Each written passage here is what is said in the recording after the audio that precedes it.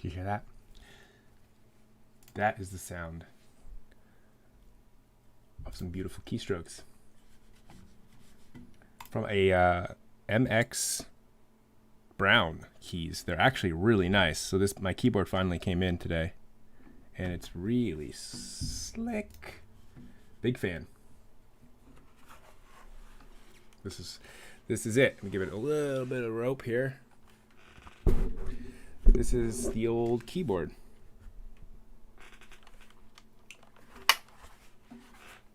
And the keys on this thing feel really slick. I actually really like it.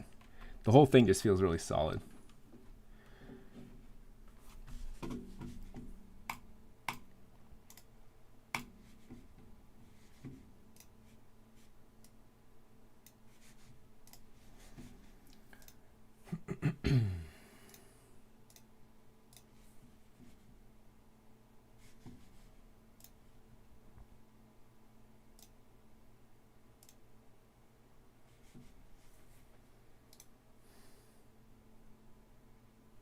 What's up, Ashi?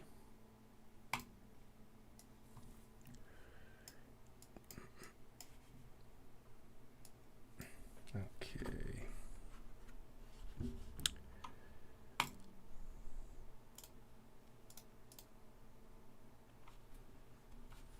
Hello, Aria. Nice to see you.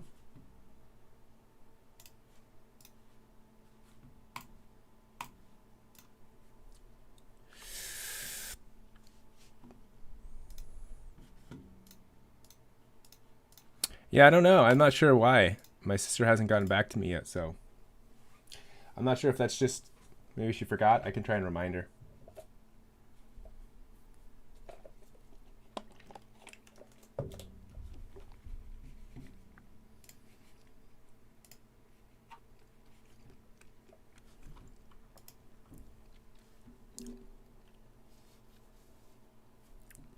I will send her a text.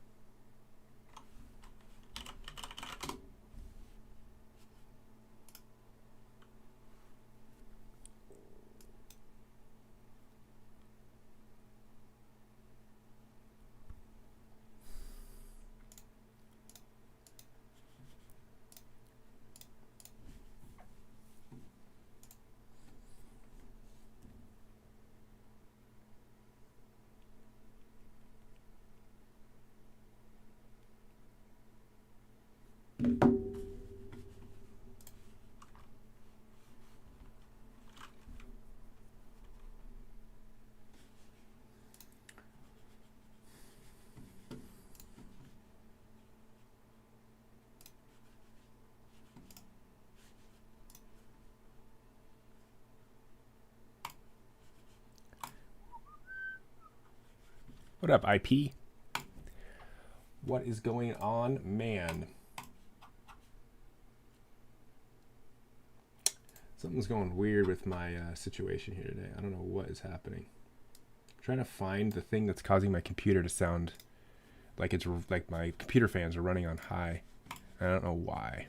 I'm just trying to figure that out.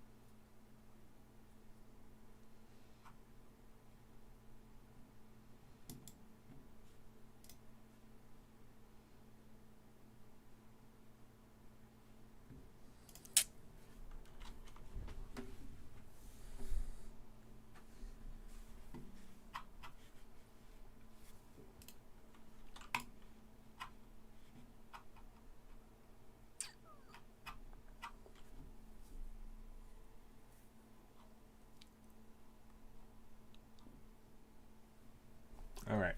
Well, I cannot figure it out. I think it's just like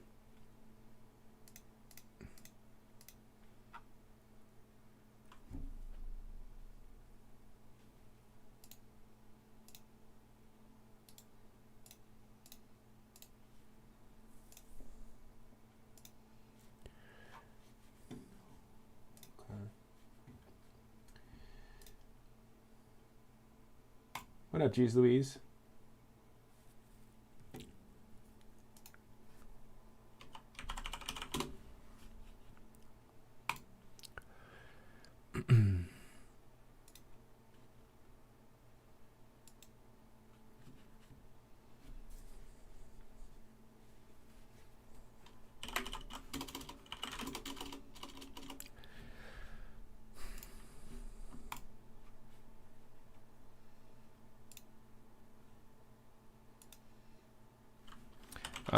As far as Valorant goes, I told you that it's a possible next game. Yeah, I'm trying to download it, but I think I lost my account. Wait, Master Dabber, do you play Valorant through Steam, or do you play it? Is it even possible to play through Steam, or do you play it through Riot Games? Yeah, it's not through Steam.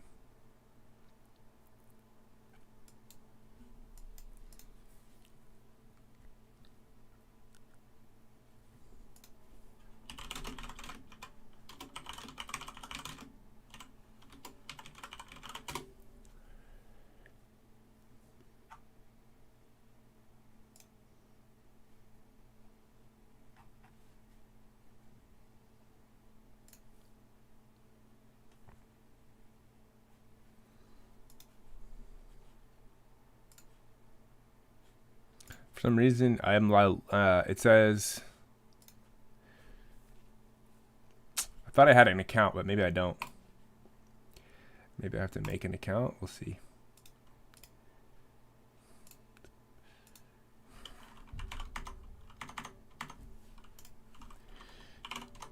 Ten 26 1986.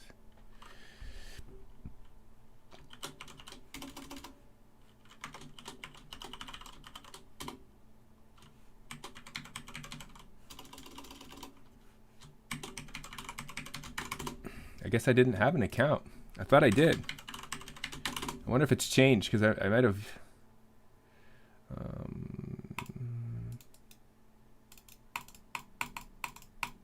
Ooh. Yeah, I'm pretty sure. Hold on, let me see if I can do it with this. Looks like you already have an account. Okay, I know, but I don't know what was my username then. Man, I forgot everything.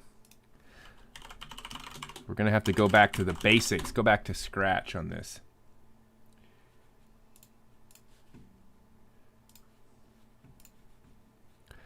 You have to send me an email. I'm gonna figure it out.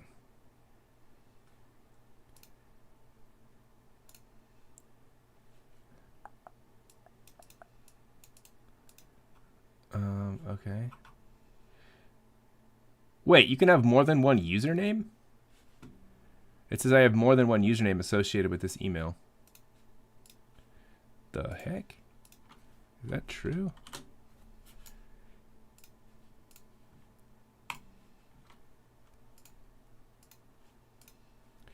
This is weird.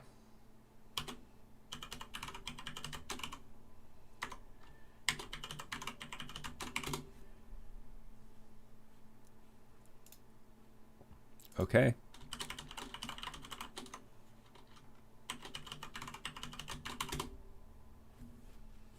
Okay, there we go. Figured it out. Got it. What up, Mr. Chang? Long time no see, man. I'm not going to download this right now, though, because when I download when I'm streaming, we get choppy. We hit choppy seas on the old internet here. So we'll get that later. I'll have that tab. I'll keep that tab open, and I'll access it later. We'll download it, and maybe we'll play it a little bit later. But I feel like Valheim needs to be. I need to be. I was thinking about Valheim yesterday. After we finished playing, and just the level of just how poor I was, how many times I die, and I was just like, all right, I gotta pay more attention. I gotta up my game, and that's what we're gonna do. We're gonna bring that game level up a little bit.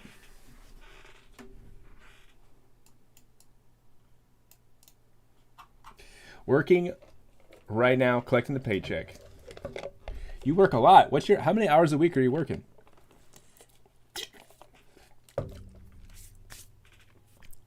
I feel like every time you come on, you're working.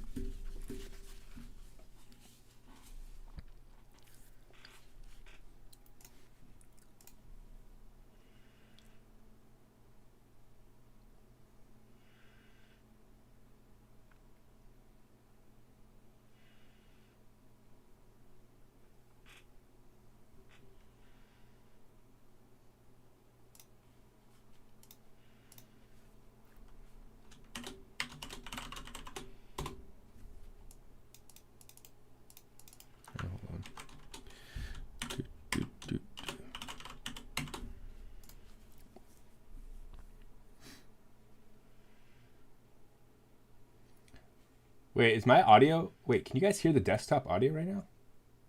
Something's going on with my computer. There's some fishy business happening right now, and I don't know what it is. Right, output.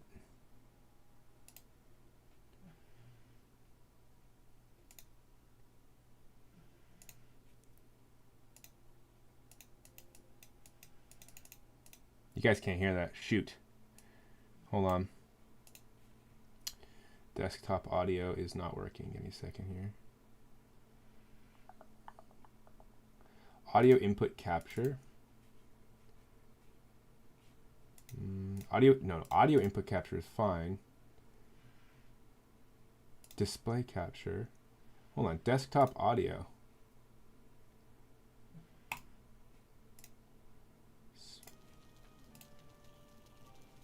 There we go. That was weird. All right, Erebus, we're going to have to rescue you. So what we have to do...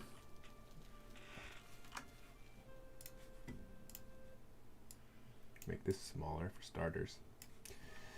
So what we're going to have to do to get to you...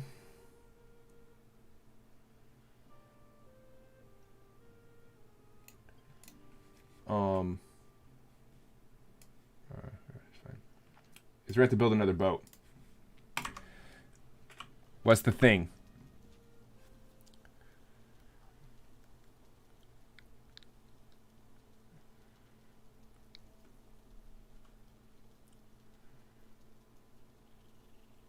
Oh, I guess it ruining the game for me, meaning like I'm not actually having to pay the repercussions for my failures and my lack of paying attention. I'm just getting my get out of jail free card from you. Will I ever learn my lesson? That's a good question. I think I'm thinking it's totally fine to not learn my lesson. I understand the lesson. All right, we can skip the penalties. I understand it. I've learned from it, and I've conceptualized it. But doesn't we need to go through with it. So let's just get the show on the road. We don't want to make Erebus wait for me to collect mats. Let's just do it. That's what friends are for anyway, to help you through parts of life that you just don't want to do. To grind for mats. I appreciate the mat grinding. Swamp 2, right? What up, Mouse Pillow? Hello, hello.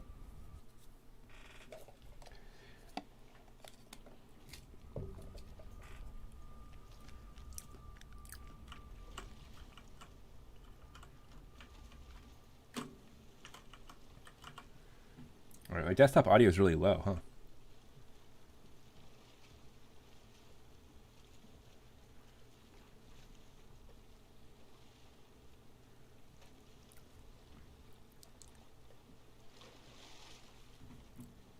You have portal mats. Okay, nice.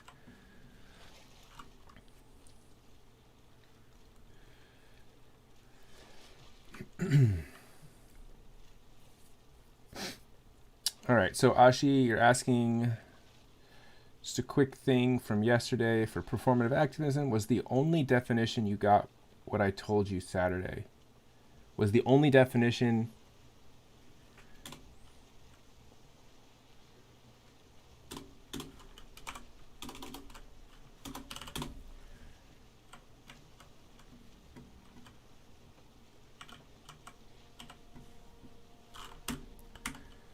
All right, where are we going?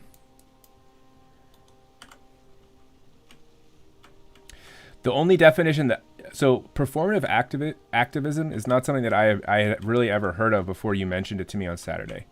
I've heard of virtue signaling before. I've heard of this idea that people do this kind of thing. I've never heard the term performative activism before. And Sidebeak, you're thinking of getting Valheim? It's really nice. I highly recommend it. And if you do, you're more than welcome to jump on the world that we're in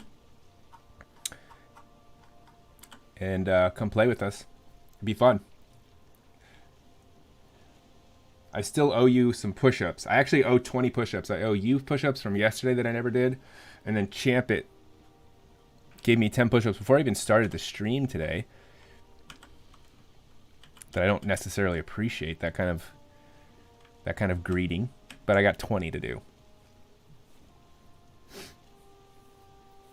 So Mr. Chang, you've been working more since you don't have classes. 15 to 25 hours. Actually, we gotta go this way. Uh-oh.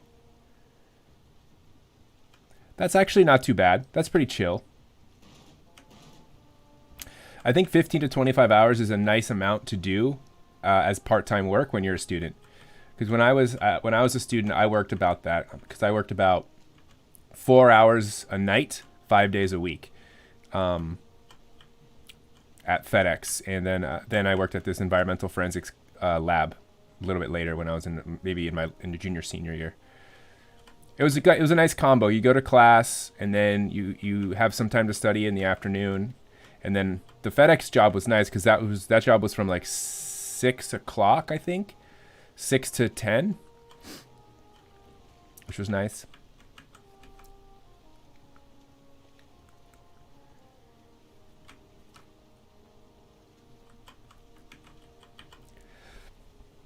Because if you generally think it's wrong from like reading other stuff, and that's chill, but if it's just me, then I don't really know. So yeah, I mean, Ashi, my understanding of performative activism was essentially only from what you said. But I kind of connected it to what I'd heard about things called virtue signaling, which is when a person like externally puts on this sort of show of being for a cause or on board with a cause to signal to other people just how virtuous they are. right? Now, performative activism and virtue signaling might be slightly different, because I would imagine that virtue signaling is when somebody adopts a cause publicly in order to gain virtue, for people to think they're virtuous, whereas performative activism might be more of a way to gain popularity, maybe not as much virtue. I don't know. There may be different reasonings why people would do them.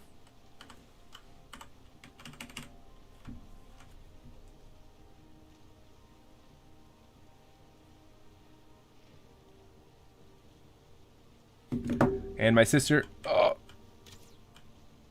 just texted me the images, so I'll have to get them to you in a moment.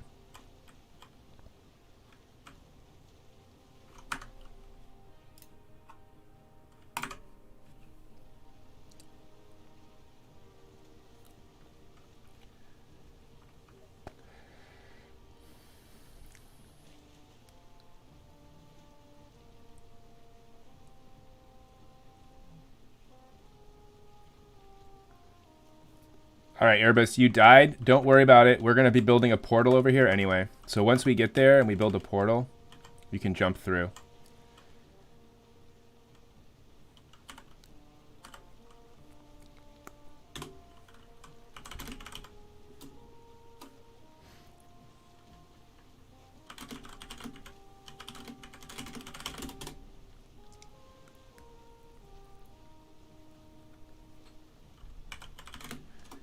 Oh, whoops.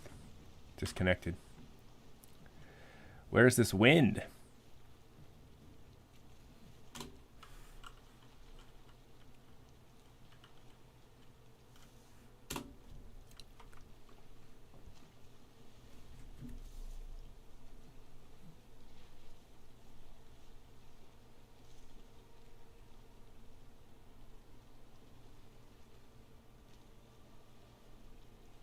All right, let's see if I can get these to you.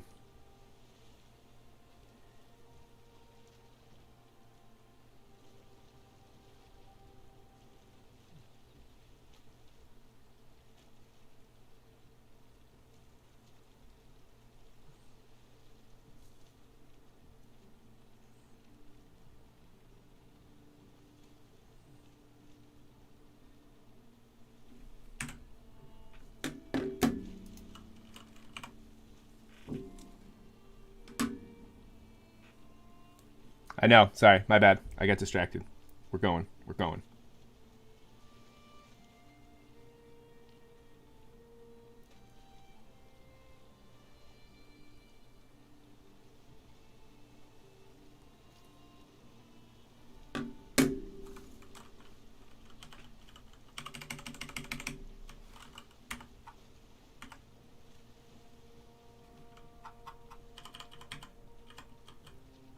At least the water is nice and calm out here. Nice and placid. It's be nice fishing right now. All right, Ashi, I'm going to send them to you on Discord.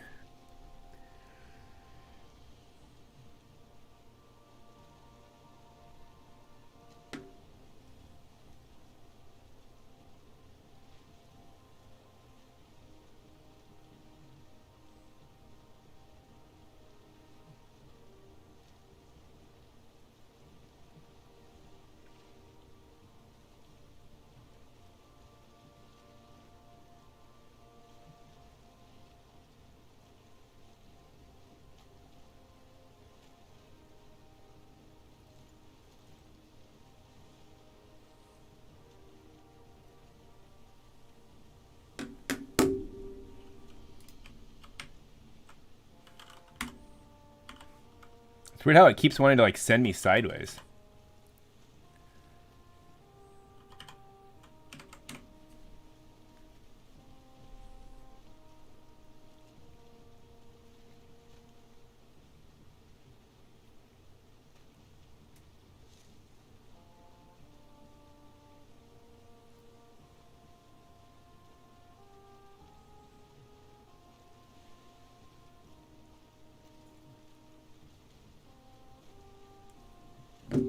Let me know if you can't read those, if they're not good enough.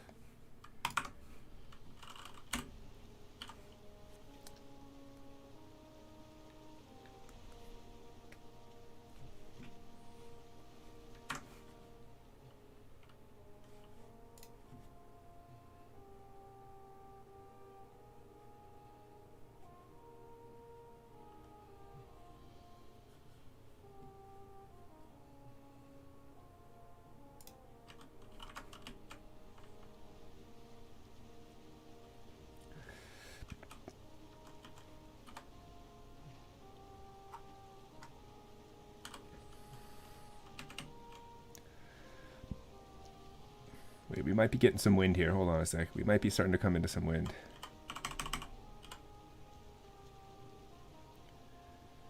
There we go. There we go. Nice. Just a little bit, though.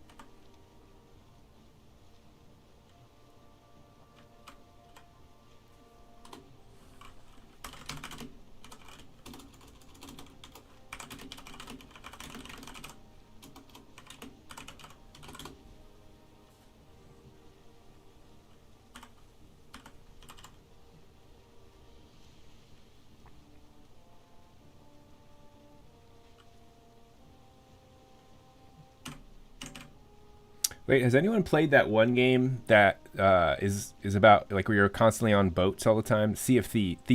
Thieves at Sea? There's like a popular nautical game that was out recently that I'm kind of getting like vibes of. I never played it, but I watched some trailers of it.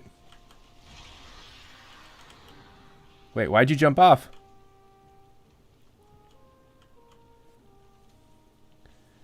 No, it's not Raft, Master Dabber. Sea of Thieves, I think.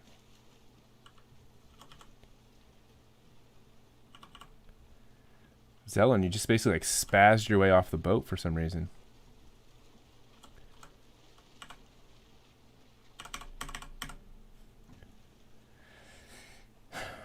I have seen Raft though, Master Dabber. I have seen Raft. That game seems kind of fun. But Sea of Thieves. Let's see, Sea of Thieves. I wonder what Sea of Thieves is what's up? I would recommend that I would recommend I eat dog food for breakfast. Jeez. It's probably not the healthiest meal you could have for breakfast.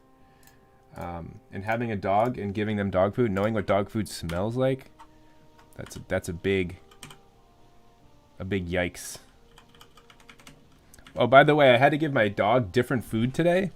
That reminds me. So my dog has had pretty bad diarrhea for like a month now after being on like a pretty hardcore dose of antibiotics for a slight skin infection, and his bowels have just not recovered. And so one of the things that was recommended is this sort of digestive aid prescription food to help sort of reset the gut flora and the microbiome in the gut and get the good bacteria back. And it's like a can of, it's not, normally we give him dry food. This is like a can, right, of wet food. I dump it out and the stench of this food, I swear I gagged. Like, it just made me gag right off the bat. I just don't understand how dogs are just like, all right, that sounds good to me. But I was like, ugh.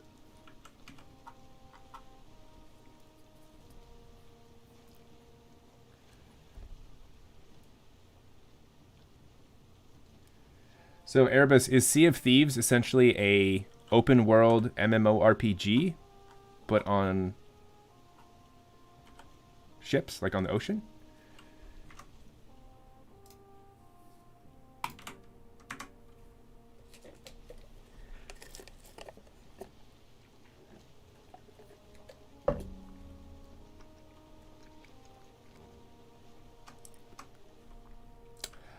Mouse Pillow.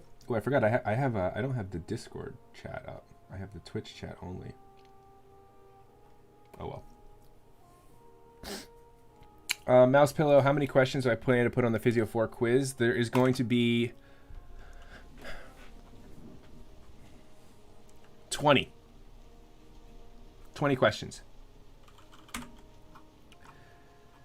It's going to be, I think it's going to be 11 questions from 4A and B, and 9 questions from 4C and D.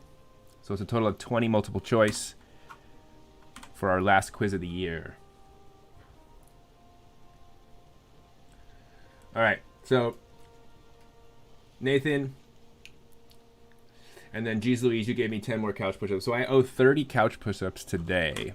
All right, I'm going to get to those as soon as we get here and get unloaded.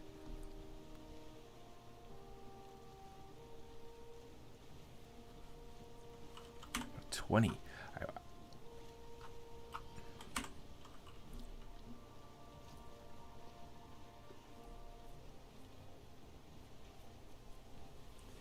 Okay, so it's pretty small. So it's not like crazy I wouldn't call that an MMO. I wouldn't call it a massive multiplayer if there's only 8 other ships.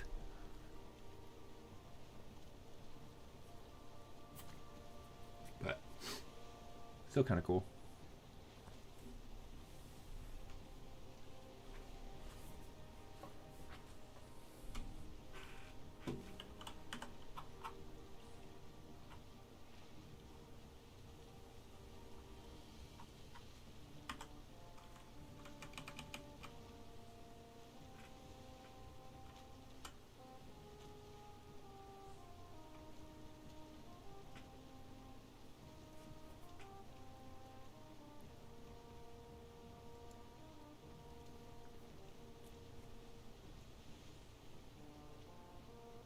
There was another game, there's another older game that I remember being kind of like Sea of Thieves.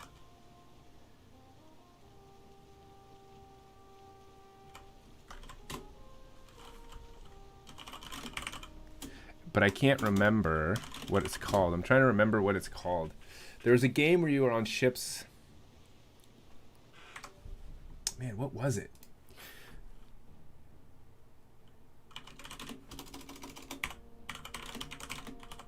Let me see.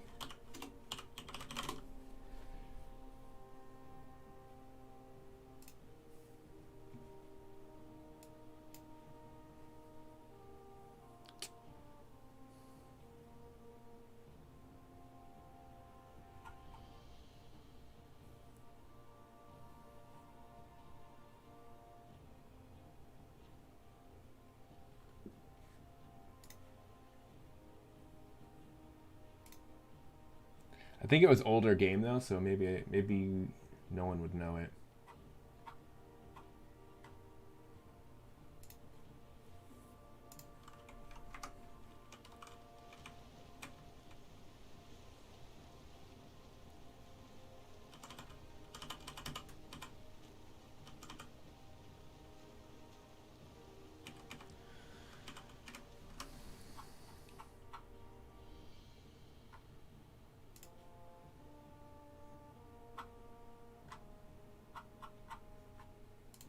I'm looking at a website of that shows other games like Sea of Thieves, but it's one of those websites where it's like, here's the top 10 games like Sea of Thieves, but you have to click next page to see the next game. They don't just show you. That's one of my biggest pet peeves.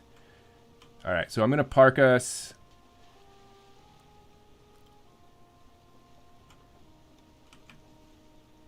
I don't want to get too close because these things will destroy me. These freaking things, dude. But my corpse is over there.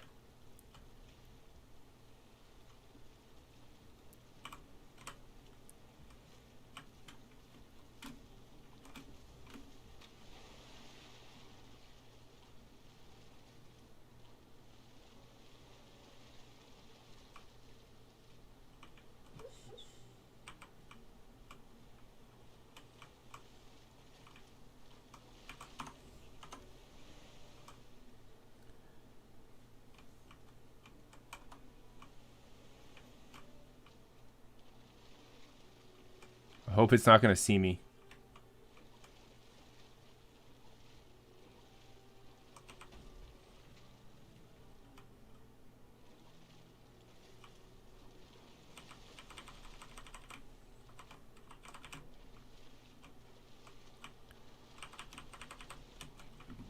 All right, I got the mats there.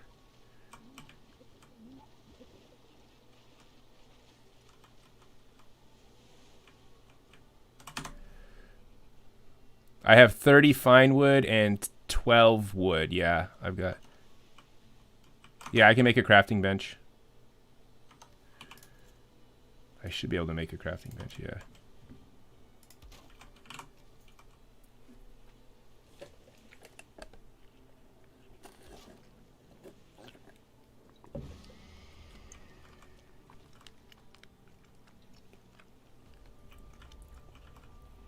Swamp 3. All right. IP, I'm going to destroy this. Okay, yeah, exactly. All right. Later, dude. Later. Thanks for your help.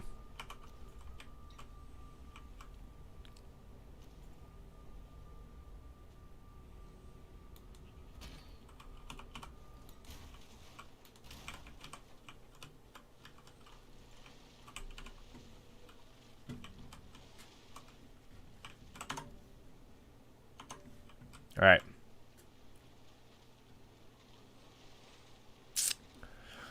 Back to the main ship.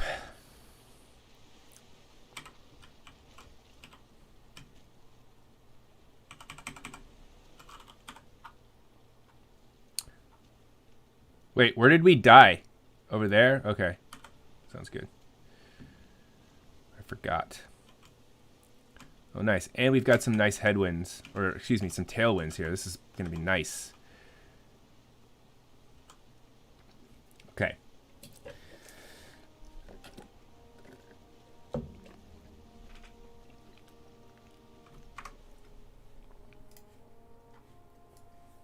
All right, so I'm looking through this list here.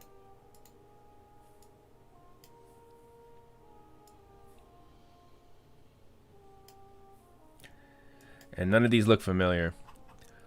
Pirate the Caribbean Hunt. No.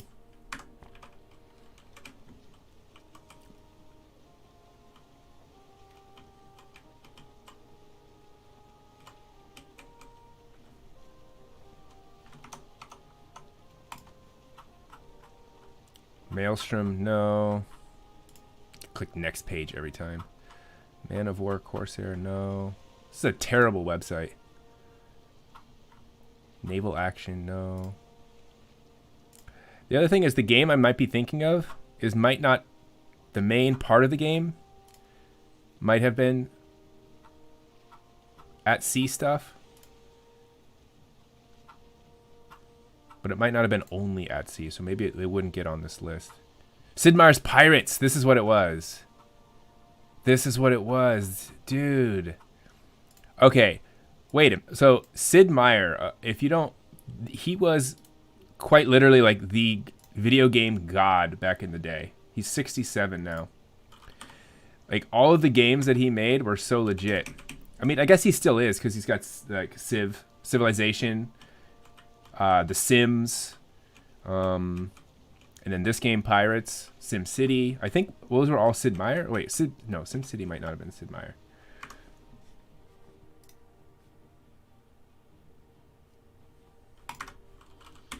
I don't have plans to buy Sea of Thieves. I don't.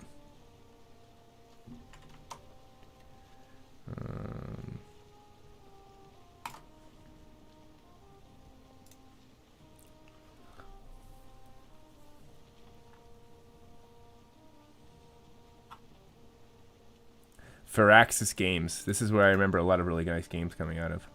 Pirates. Yeah, this is what I was thinking here.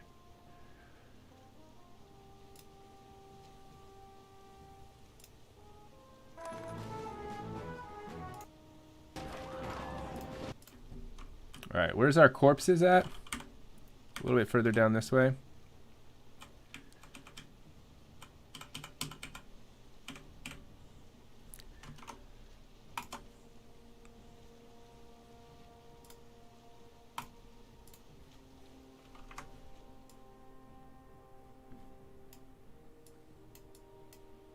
Just want to watch this trailer for Sid Meier's game because it just reminds me of my childhood.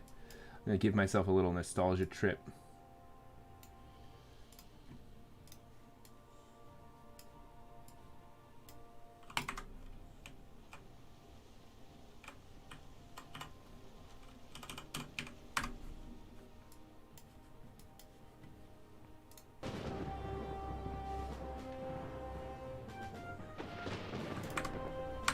It's not gameplay. This is a cinematic right now.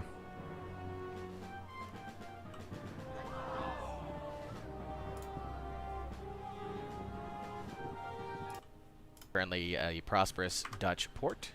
We also have St. Eustatius next to us, which is also a Dutch port. Bunch of English ports here, a couple of French, and if we look all the way down here, it's all Spanish. Every one of them. Caraco is the only Dutch port down here.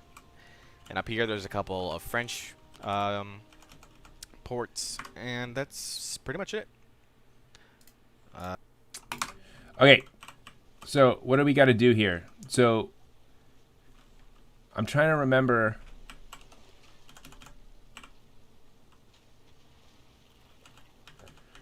You want to jump onto the other ship real quick?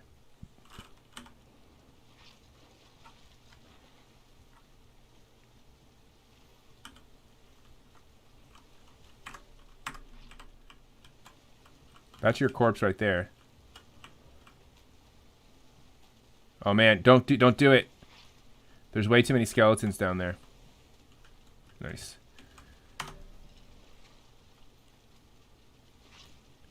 Wait, where's Mike? Where's all my stuff?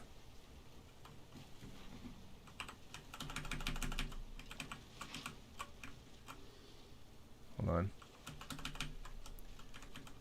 I'm just gonna back out of here real quick. This isn't good.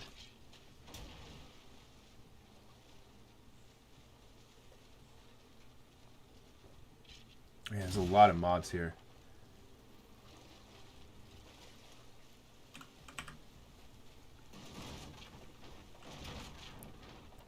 All right. Well, I'm trying to remember where I died. Was it deeper in there, right? So you'll escort me there. I'm gonna park. We got to build the most important thing that we do right now is build the portal first. So let me build it over here on this edge.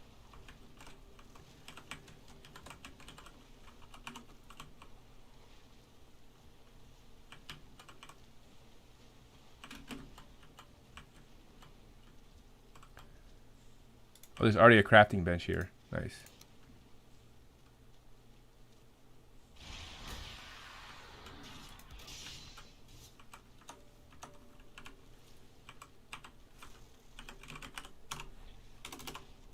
I think that's right. Swamp 3.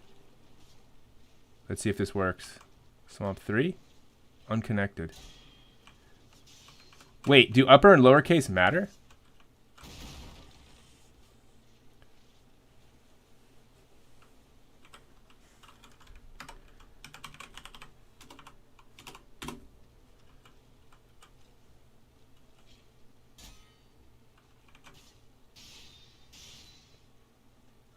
Wait, was it space after Swamp 3?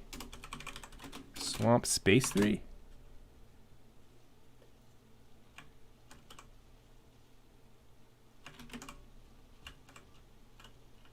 Uh-oh. Now I can't remember the actual... Swamp 3?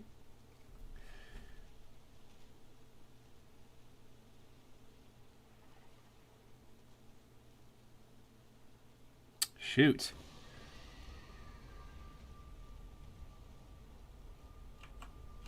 All right, cool. Let's go.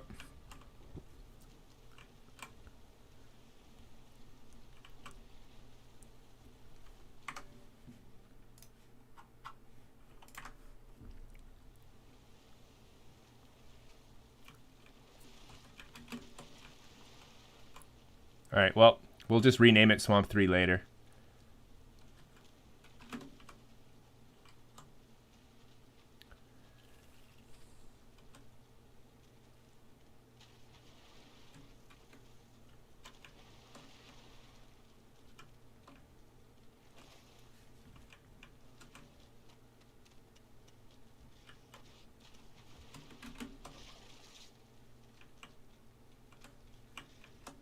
Oh, there it is. Yeah, you're right.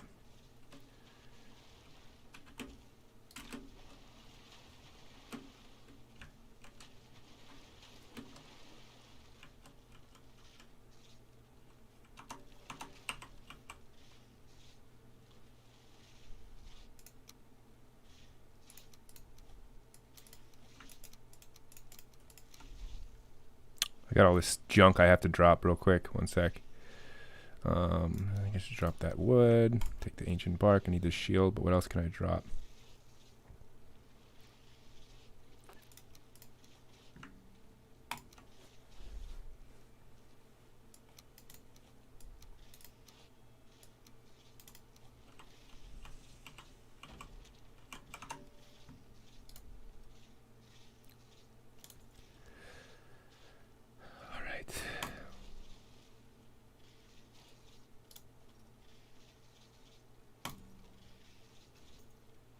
Okay.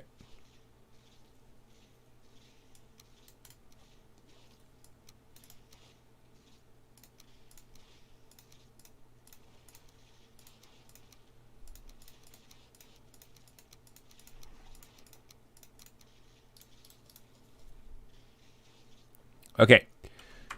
So, is there anything that we need to do while we're here?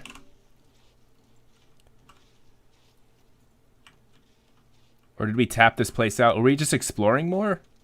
I kind of forget what we were doing before we died.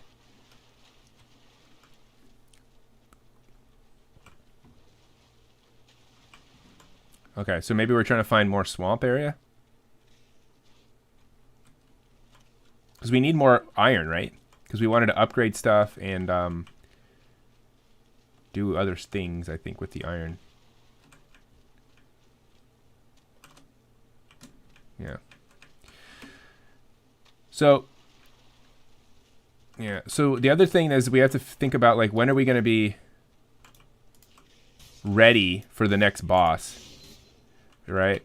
And apparently I was talking to Mr. P, and Mr. P said that the next boss is actually the hardest boss. It's like way harder than the last one. And we got the location. We're actually really close to the next boss. You see where it says bone mass? Maybe we leave this, we should go back and get more mats for another portal. Because if we leave this one, we can call it bone mass boss or something like that. Yeah. It's right there. Actually, let's go take a look at it real quick. Let's go. Let's just take a look at it and see what we'll eventually need. I'm going to go over there and just check it out really quickly.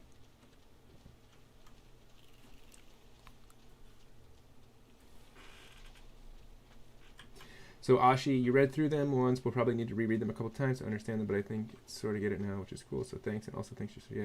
Yeah, no problem. She said that she had just forgotten. It just slipped her mind, so the reminder was useful.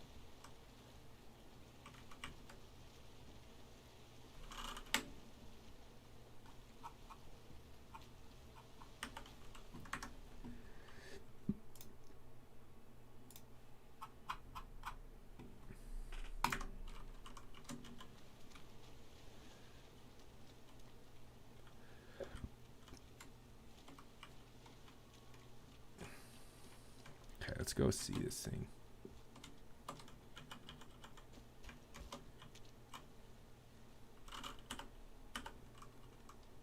So it's just straight over there.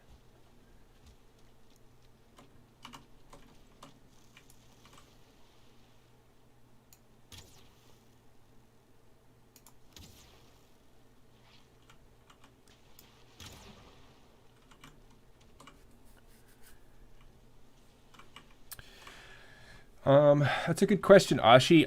What she already graduated. She graduated last year.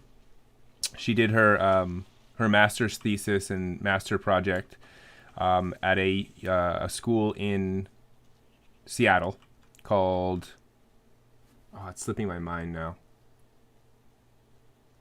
It's a midwifery school. So she is a midwife. So what she studies is, oh no. Oh, hold on. Get out of here.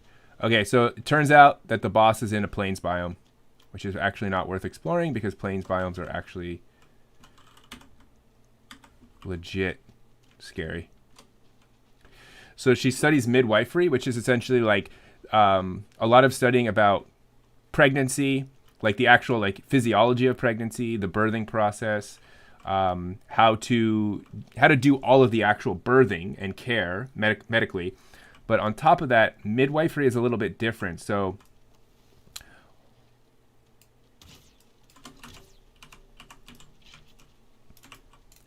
like than your standard OBGYN. So midwifery is also supposed to be more about like post and pre-pregnancy or birth. So the idea is like there's a little bit of, counseling during the pregnancy process. So a midwife will be with a person all the way through their pregnancy, right? From beginning to end, and sort of help them along the way, rather than just be there for the birth. So there's like a little bit of a different sort of, I guess you would say, emphasis. It's on like the holistic part of pregnancy. It's on mental, emotional, psychological, and physical health during pregnancy. What is up, Creepy and Doom Kaiser? Hello, hello.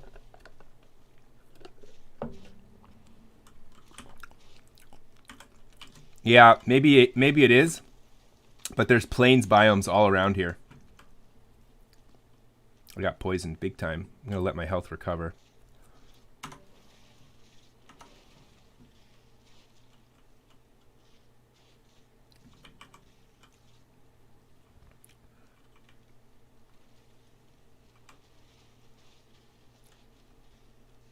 All right, let's go see.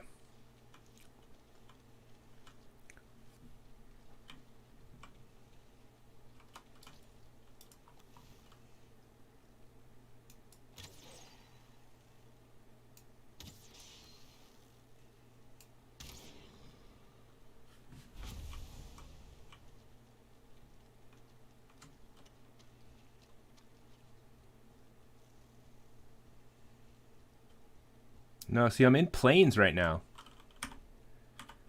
So this swamp sort of like kind of jackknifes into the plains biome. It's kind of like what I would almost call like a swamp finger sticking into the plains. Oh, there's a dungeon over here too, which is actually pretty good.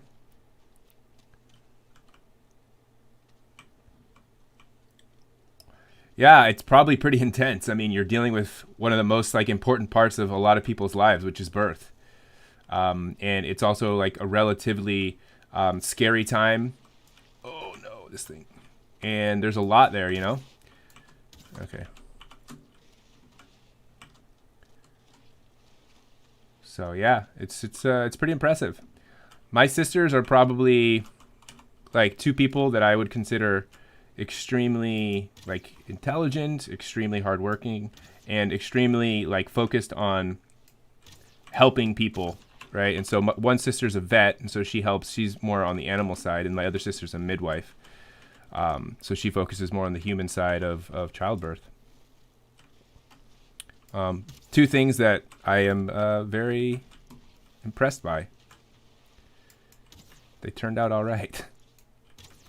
No, I'm just kidding.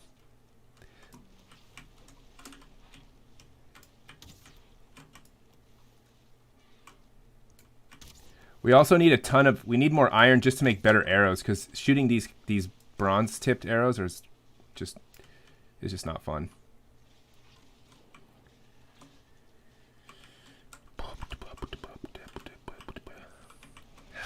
How did it feel when I gave birth to you? How did it feel when I gave birth to you? It felt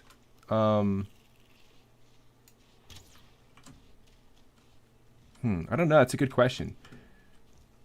It was one of those things where like I didn't feel it in the moment, but it was like there was like aftershocks of it that I'm still dealing with to this day. Oh, now there's two blobs with this. I hate these things.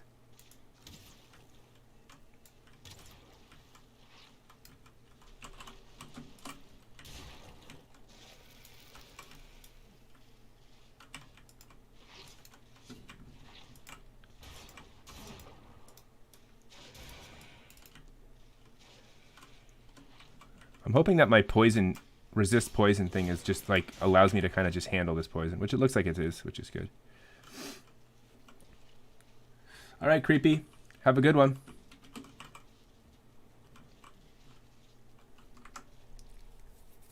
Yeah, one of my sisters is a vet. Okay, the restream chat thing is so annoying. It just doesn't keep up. It doesn't scroll.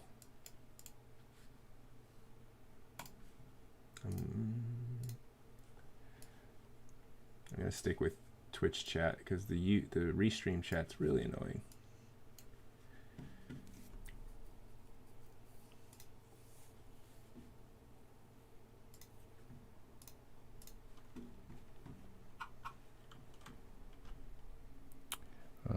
But I do need restream.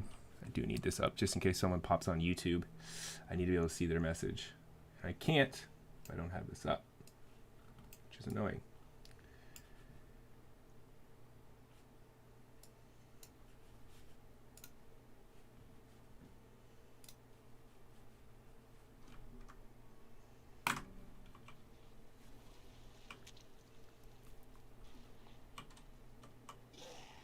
Wait, Erebus died?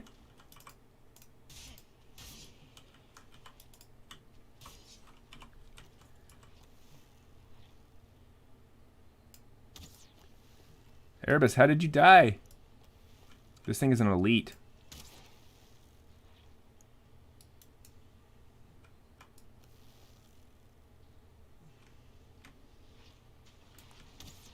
Oh, and there's a blob.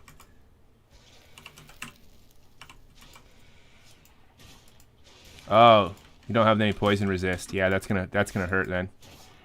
This poison resist is super helpful.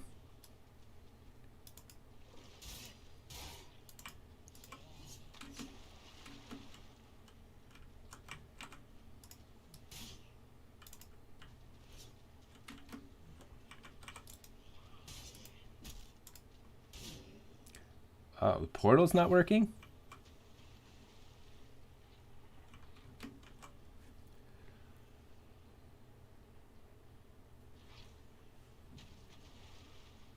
Wait.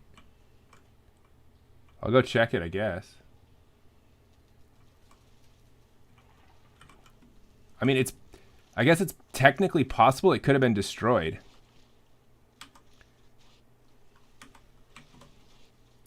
Because, you know, the mobs can destroy buildings if they just work at them. Oh, wait, there's actually 2 dungeons here. Maybe what I'll do is I'll rebuild the portal closer to these dungeons because this seems to be a good spot. And it's closer to the boss, so overall this will be good. I'll go back, check the portal, see what's going on. And if it's broken, I'll try and collect the materials and then rebuild it closer over here.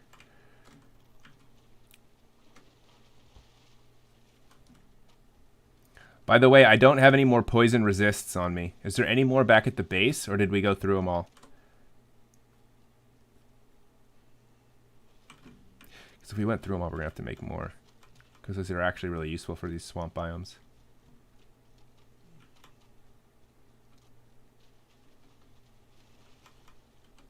Oh man, there's none left. Okay.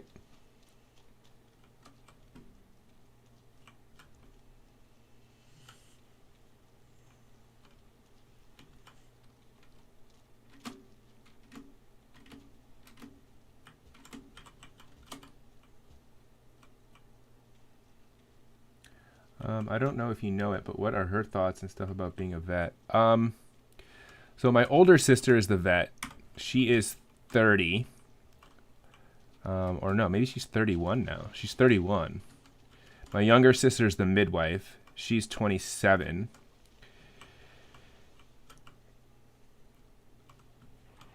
And so my older sister's thoughts on being a vet, she works for the ASPCA in New York City. So she lives in Manhattan and she works there. She has, at least from what I understand, from what she's told me, is her opinion about being a vet is that she likes the work, but she feels like the she doesn't like the administrative stuff. She doesn't like the administrative side of it. Like there's a lot of a lot of bureaucratic red tape and a lot of really annoying sort of political stuff that goes on, even inside a nonprofit like ASPCA. And on top of that, she said it was really, really difficult during the pandemic because a lot of medical a lot of stuff had her having to work in weird situations. Okay, I don't know why it's not working, Erebus. I'm by the portal. It still says Mr. P, and it says connected. What up, Sanjay?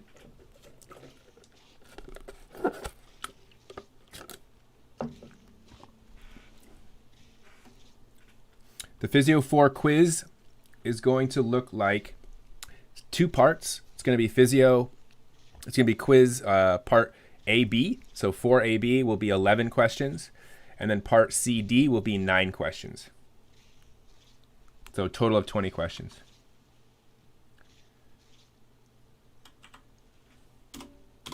I'm gonna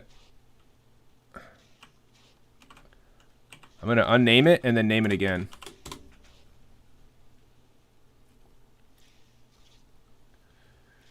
How long has she been a vet? Since probably she was 28, something like that. Like a few years now. At least 5 years, I want to say. Maybe 4 or 5 years. She graduated from UC Davis with her vet degree back in 20. I don't know. Couple years. Couple to few years. It's bugged. Okay, let's rename them both. Let's rename them both. So on your end, name it. Why don't you name it Swamp 3? Okay, you got it? Swamp 3?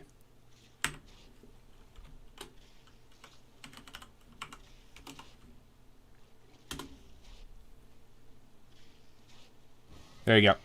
Working.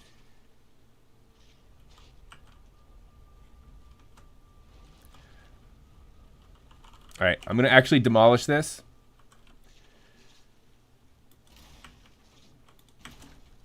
Grab the mats.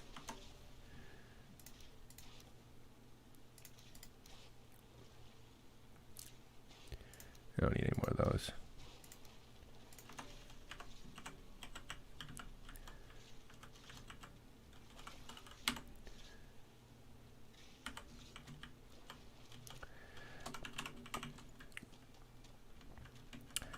So yeah, I don't know. It's kind of interesting. I feel like my sisters and I, as far as like the careers that we ended up in, are all very much like social careers. When I say social, I mean they're more I don't know, like teaching, midwifery, and veterinarian work all feel like I don't know what the term is. What's the term for work that's not necessarily focused on like profit? Or I mean, obviously veterinarian work is kind of like a profit-driven thing if you're a private practice. But there's something that you're providing like a service, I suppose. But so does all jobs. I don't know. It's hard to explain. I don't know. There's like a term for them, and I just can't remember the term for like these kinds of jobs. That's no, it's not. The word's not selfless. Let's be real. Like, it's not selfless. It's more of All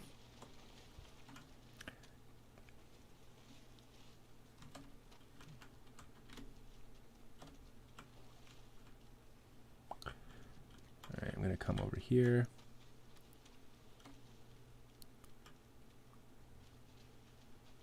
Where did I get my dog, Sanjay? I got my dog in Sacramento. There's a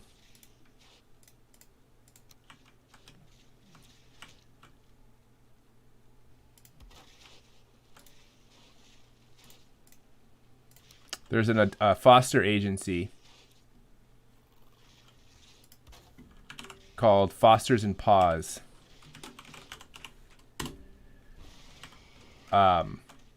That does adoption and fosters, and we got it there.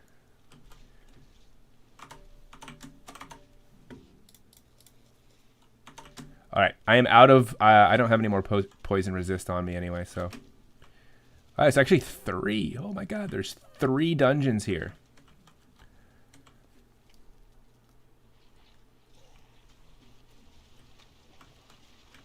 All right, I'm going this way.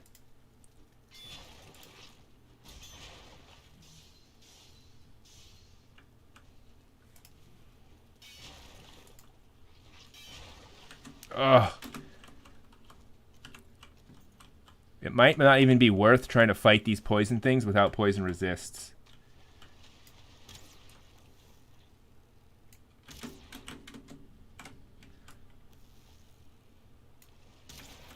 Oh, of course I got poison. This is not good. Because these poisons just drop you quick. Oh my god, am I going to survive? What is this? How many ticks per second? Okay, I'm going to make it. Whew.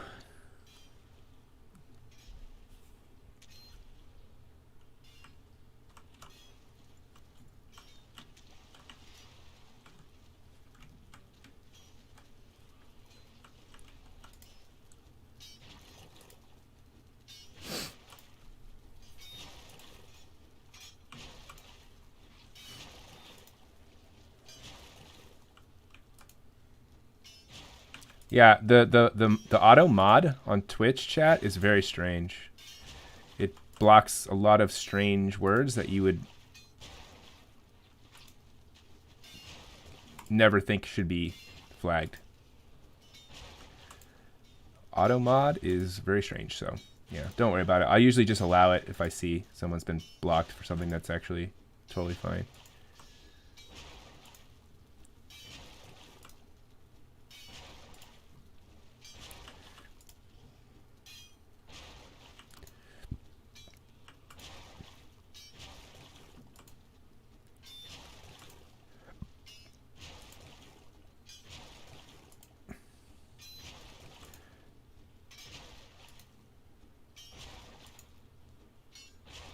I feel like there's a little bit of lag on the server today. Like, you see that? Oh no, I gotta kill this thing. Oh, it still got me.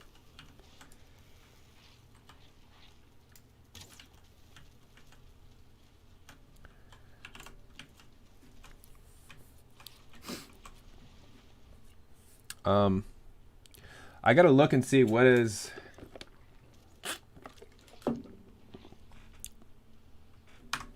How do we make a potion, poison, resist potion, Valheim? I'll look up the ingredients for this real quick. How do you make this? It's made, oh, you have to make it in a fermenter. It takes 2 days to make. Yikes. Honey, thistle, necktail, and coal. Okay, Erebus, I feel like this is just going to be a real pain to try and do without poison resist. But the problem is it takes two game days to actually make the poison resists because it needs to be fermented. So my thought is maybe I will go back and work on that. If you want to stay here, I'm just going to go collect some nettle or thistle because that's like the thing we need. But the question is, where is thistle found? Black forest and swamps.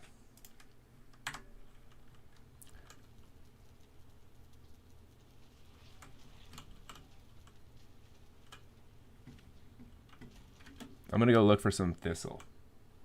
And we need a bunch of necktail too.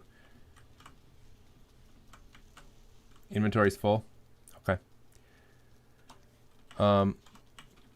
Do you want to make a chest somewhere that we can load up with ore?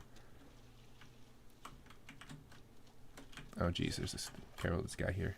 Draugr. What? No damage? Wait. Dude, there's some really strange lag on the server right now. That's kind of frustrating.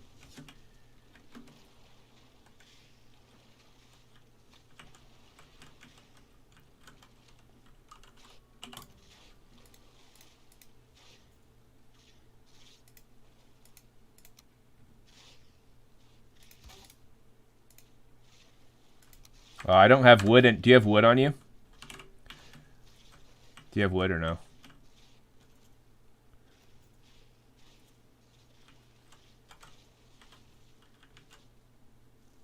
Yeah.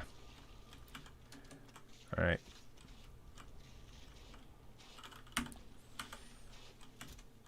All right. Yep.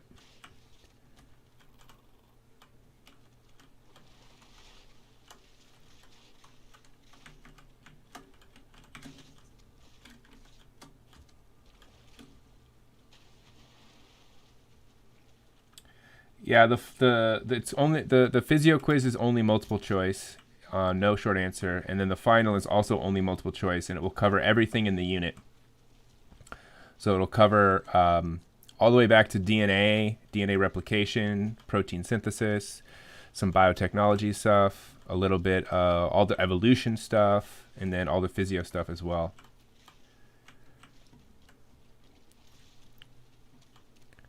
I'm not finding much trees here. Oh, here's a log. I can get some wood.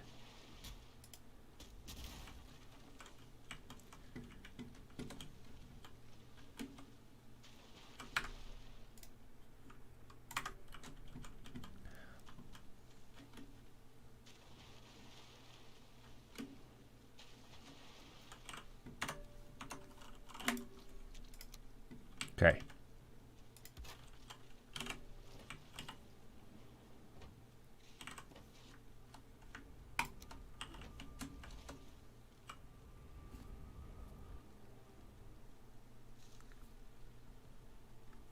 I can't tell you how many questions because I don't know. I don't know how many questions there are. I haven't put it together yet. I'm thinking it's probably going to be around 40 to 50. Something like that.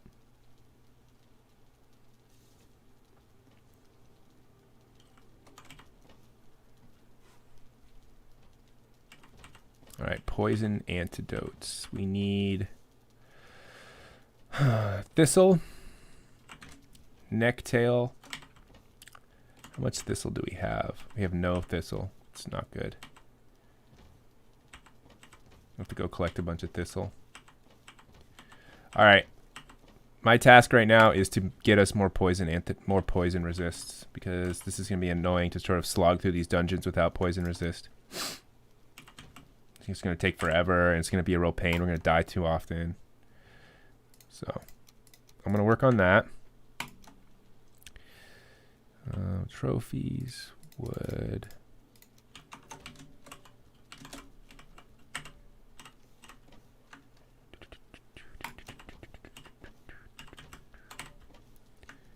You know what song I have stuck in my head right now? I have the stupid Cat Jam song stuck in my head.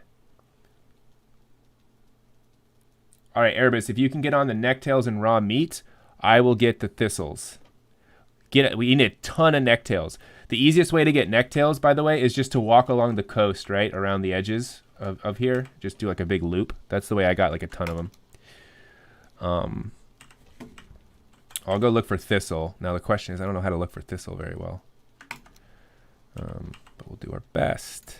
We'll do our best. Get rid of some of this wood. That's just fine wood. Almost out of arrows too. Shoot.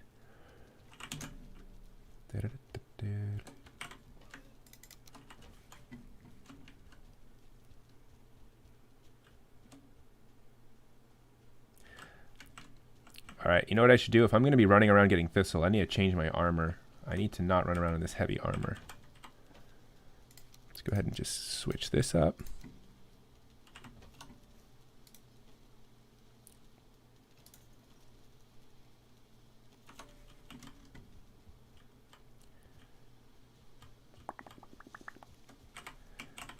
Repair this. Repair these.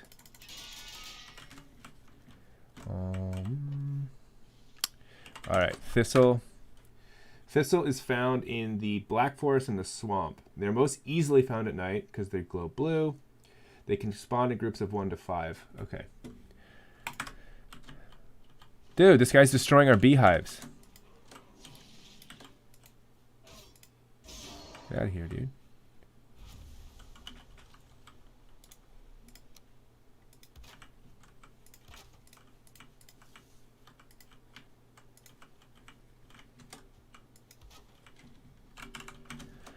right, so which one do I want to go through?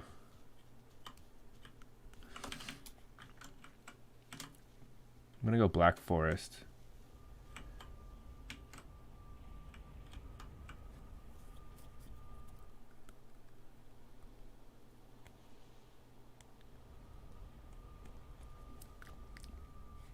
Yeah, that's true, Sanjay.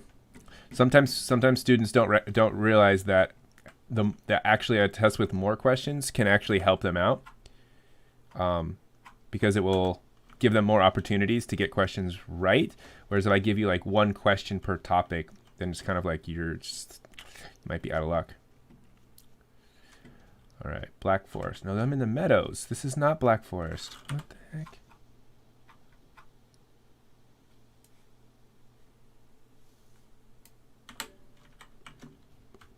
Why did this teleporter say it was meadows or Black Forest when it was actually meadows? And who the heck built one here?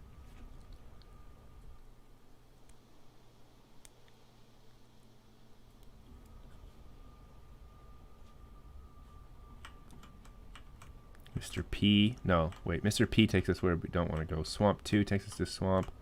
Meat? Where's this go? Meat?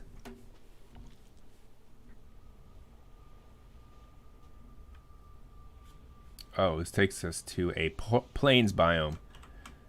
Not what I want.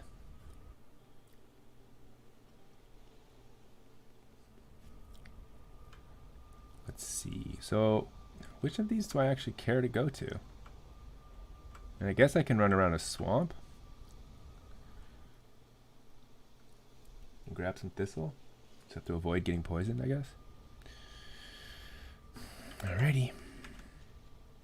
Oh, this is the original one that we went to. Okay.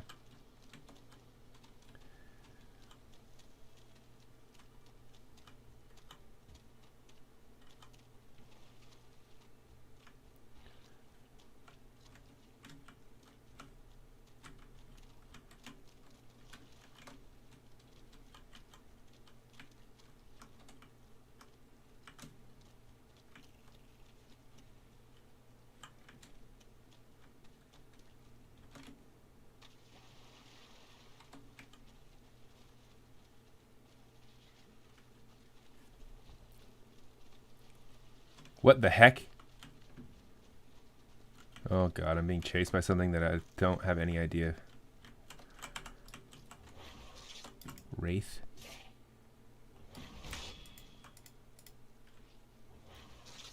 My stamina.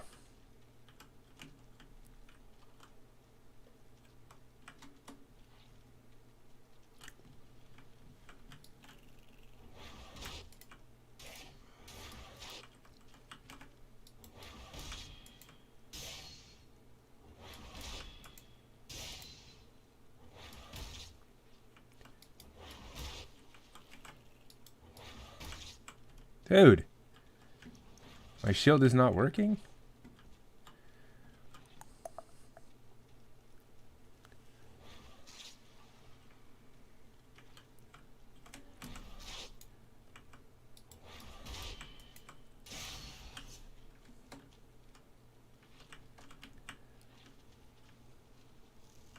Ugh, I don't want to go this way either.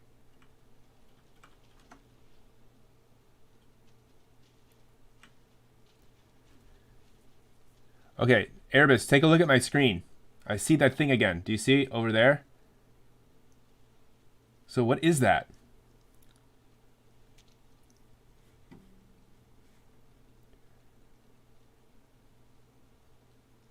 Have you figured out, have you seen that before? And do you understand what that means? Because if I take my bow and I try to sneak attack it, it just disappears. Watch.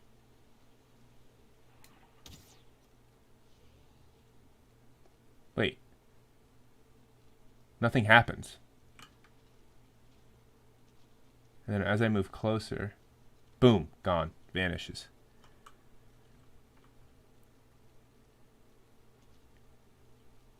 Just disappears.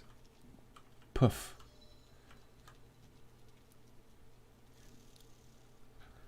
So I wonder what that is. That's got to be something, right? It would be. They wouldn't put it in the game for no reason. So, got to be something there.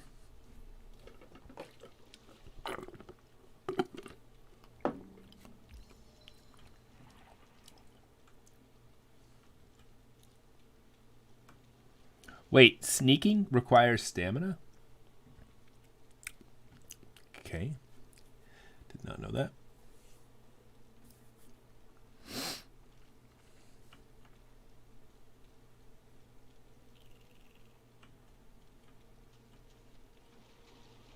Okay, I'm having like 0 luck finding thistle. Oh, there we go. Finally.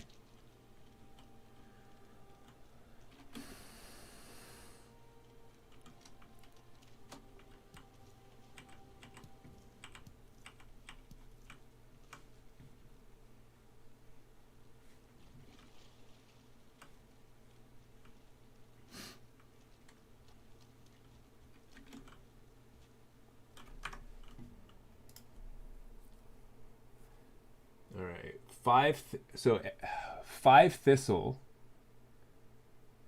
5 thistle will give us 1 mead base, poison resistance. And that gives us 6 of these. So 5 thistle gives us 6 poison resistance. How many do I have? I have 5 on me. So see if I can find at least 5 more to get us.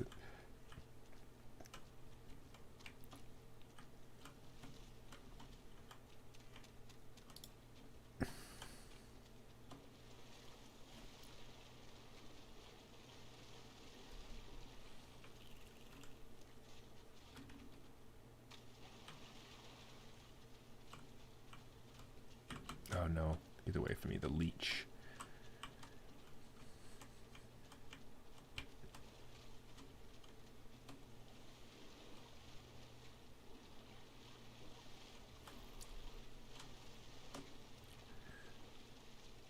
Oh shoot.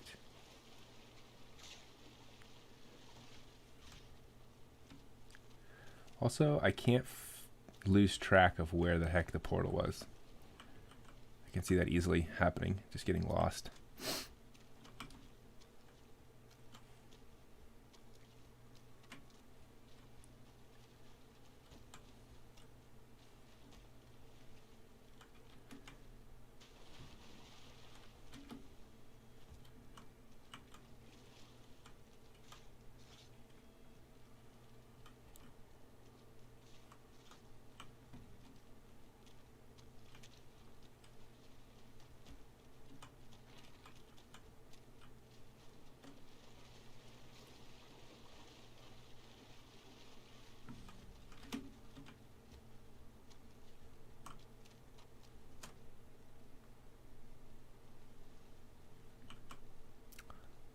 Portal's over there somewhere.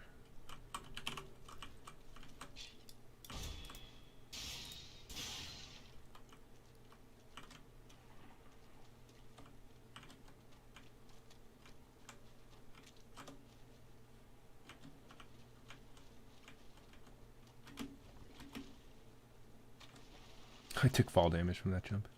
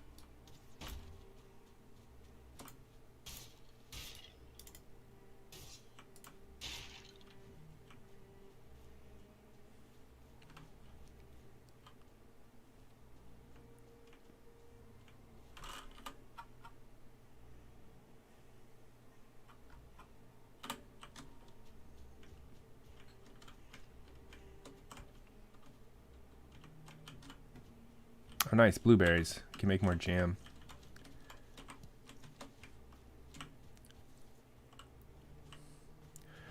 Do we need more troll hides, Erebus? For any reason? Are you trying to upgrade your troll armor at all? Just found a troll cave.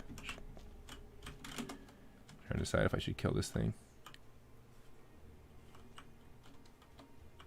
Okay. Yeah, my troll armor is all level 2 right now. What level is yours? Ooh, thistle.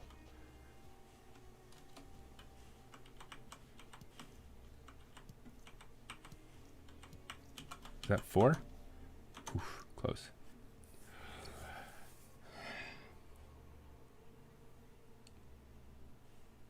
Good. We're all good. We recovered everything we needed, and we placed a oh, more thistle. Nice. We placed a portal by a couple of dungeons and near the third boss, which we're assuming the third boss is this guy, Bone Mass. So we have a portal like right. Our portal is like right here. So the portal is right here.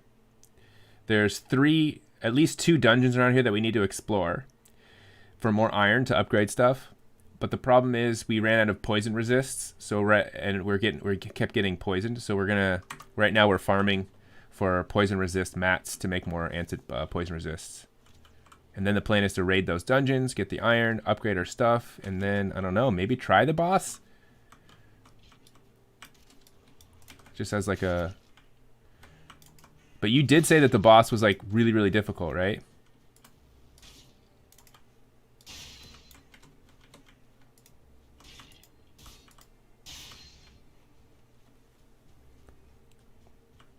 Just need to find one more patch of thistle because I'm at. Actually, I have 10. So I have enough to make 2 rounds of poison resists. Which might be enough. That's 12 potions. What's up, Akash? Oh, by the way, Akash. Real quick question before you go back to studying, if you don't mind. I noticed that you...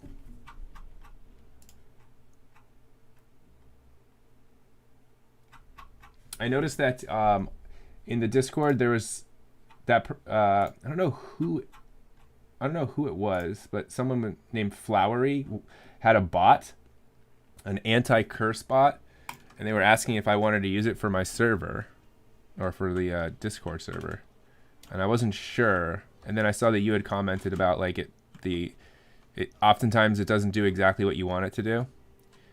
So I take it you're kind of against the idea.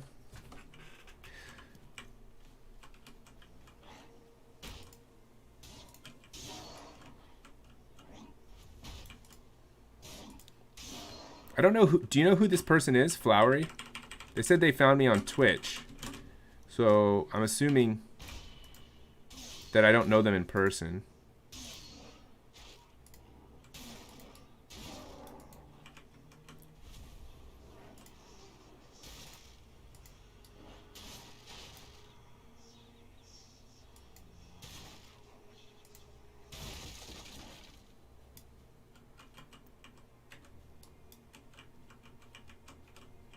But then they were like, all right, here's a test server. They said there was a test server you could use where you could type a message and see how it worked. To see how it blocks curse words. And then I was thinking, I was like, you know what? This is a bait.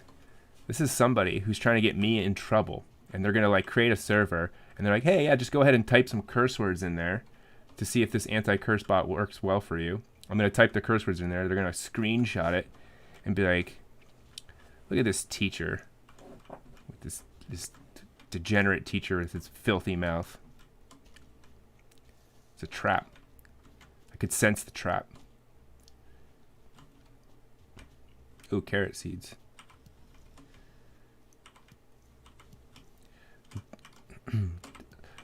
Black Forest biome? Way more resources than the swamp.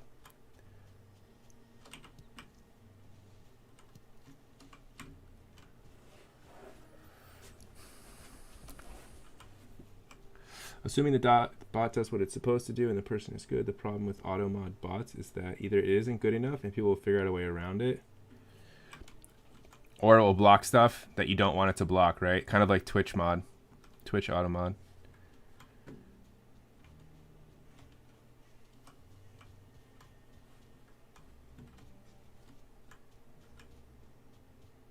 Where am I going? Yeah.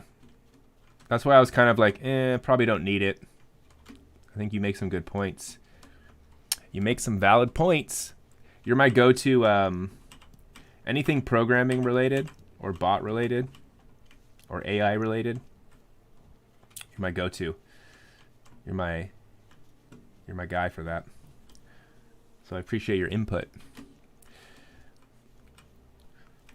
On the AP Psych test, you'll have to let me know how it is. I'm really curious. I've always wondered, like, I've always thought like teaching an AP Psych class would be fun, because I do like psychology, but we don't offer it at Monte Vista. So I was like, I wonder how it is. Let us know. So it's tomorrow, you said? AP is tomorrow. Yeah, okay. Well, if I don't see you tonight, good luck with your studying. I wish you the best, and don't psych yourself out too much.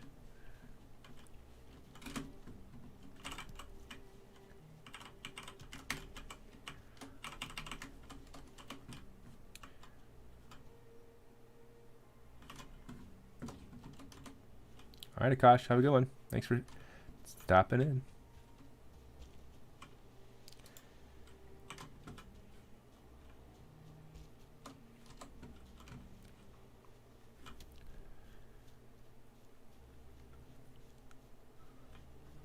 Where are we at now? We're at 14 thistle. All right, let's see if we can find one more patch.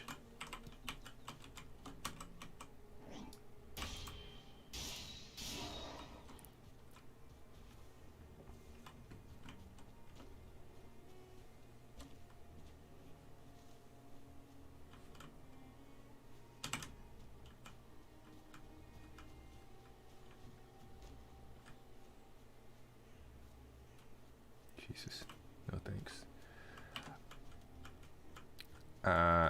Plains biome is a no from me. My experience with the plains biome was short and decisive.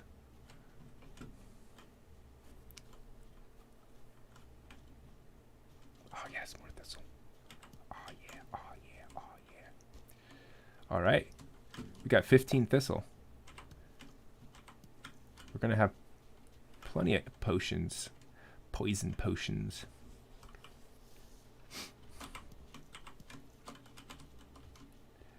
Just gonna make my way back now to the portal, and we'll head out. Making my way. Man, the blueberries here.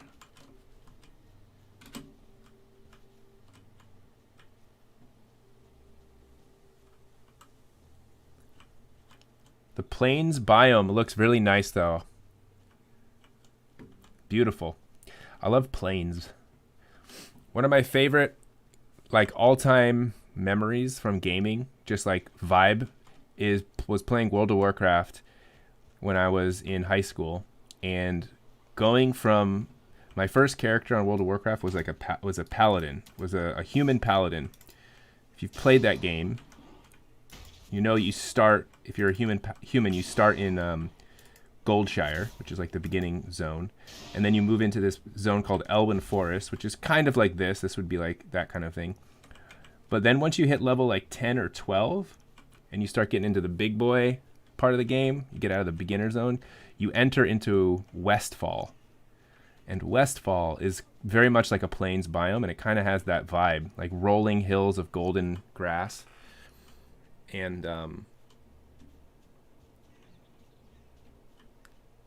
probably my favorite, one of my favorite, probably I would say my favorite zone in that game was playing Westfall.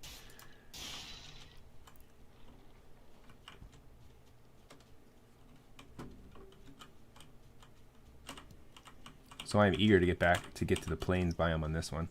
Relive those childhood memories.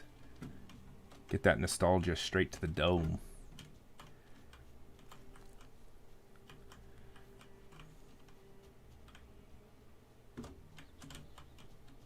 You know, it's weird. Like, I remember being so into that game, and when we would drive, when my parents would drive me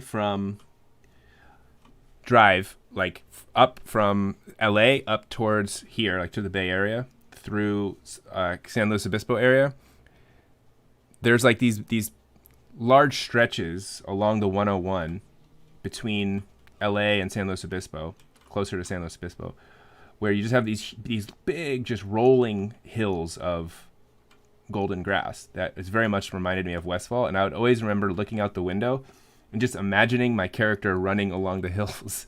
That's just how much of a video game head I was.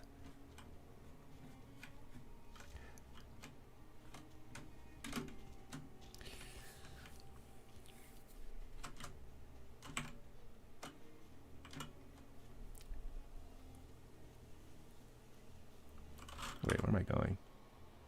I'm going the exact wrong way.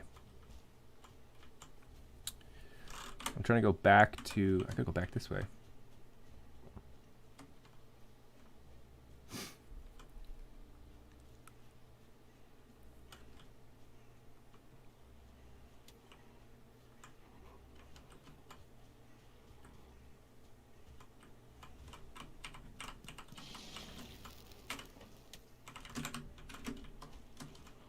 Oh, this is stupid. I shouldn't be so sloppy.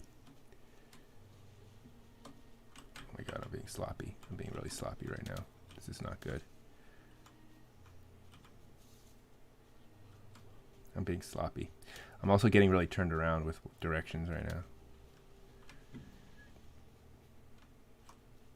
Ugh, I'm being swarmed.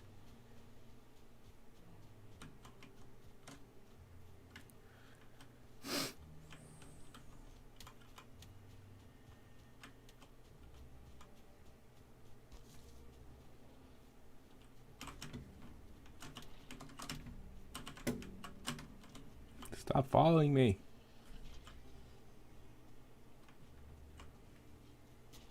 Oh, nice. They got distracted by each other.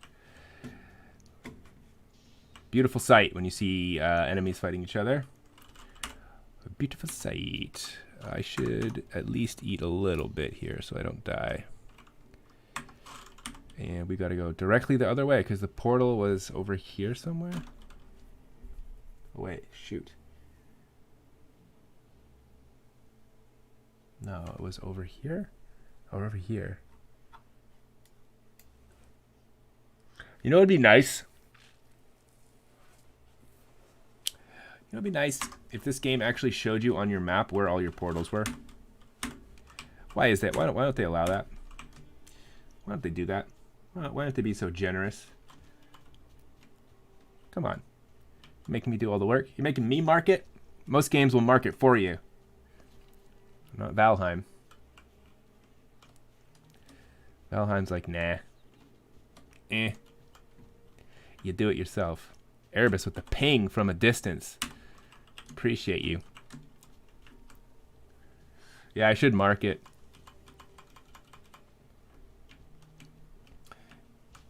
It's funny just how much stuff you don't realize is automated in other games when you play a game like this, and some of the most basic things that you just think like are universally automated in all games, like map marking, becomes something that you have to remember to do.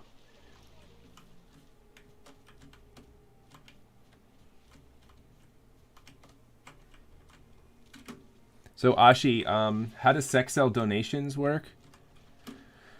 Well, depends. Are you talking about donation, male donate, like sperm donation, or egg donation? They're very, very different things. Sperm donation, very straightforward, very easy, in and out in like however long it takes you to ejaculate, basically.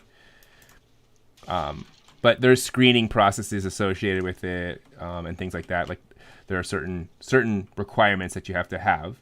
But essentially, if you meet those requirements, I think it's like certain health markers and things like that.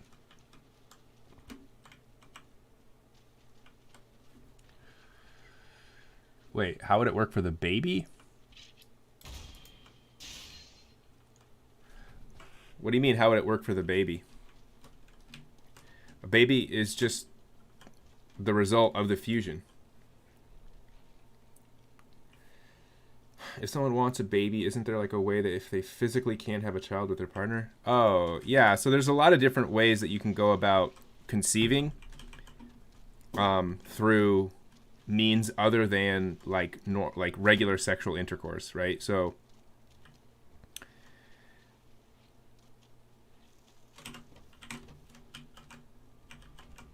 there's something called IVF, which is in vitro fertilization. This is when the egg and sperm are introduced to each other and fertilization takes place outside of the body. That's what, whenever you hear the term in vitro, that means outside of the body, or like in a test tube or in a petri dish or something like that. And then when you hear the term in vivo, that means in a living organism. So in vitro fertilization is when egg and sperm are come together and are fertilized in a lab setting. And then what ends up happening usually is you have this embryo that's developed, and the embryo is then implanted into the uterus of the woman, where it will then begin to grow into a fetus and eventually, a child that's born. Oftentimes, what happens with in vitro fertilization is they create several embryos from several different sperm and egg, and then you look at these several different options and you pick the one that has the healthiest chromosomal makeup, right? So you're avoiding things like chromosomal disorders or anything like that. Erebus, how many necktails did you get, and where are you at? Or did you already put them back here?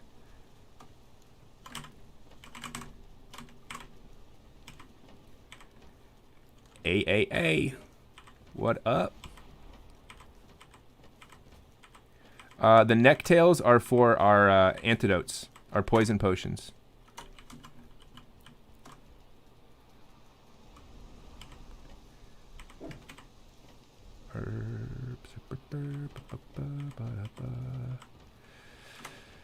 All right.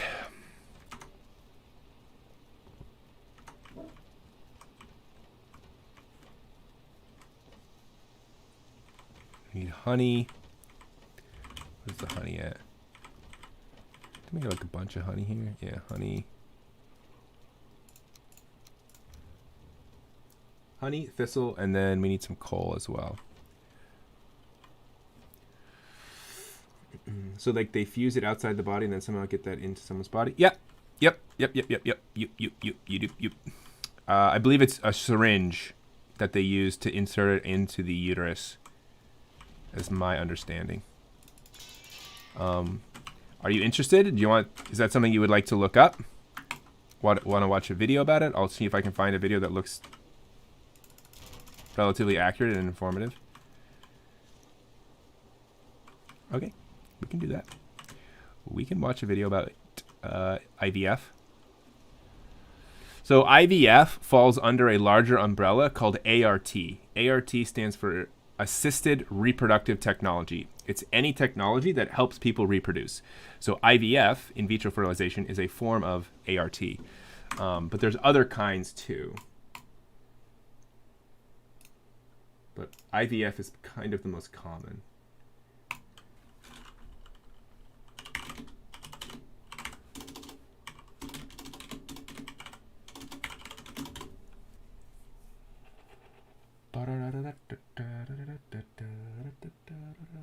All right, there's a TED Ed video that TED Ed is usually pretty reliable, so we can start with that. Then there's another video here that's a step-by-step. There's so many videos. All right, let's start with the TED Ed video. TED Ed.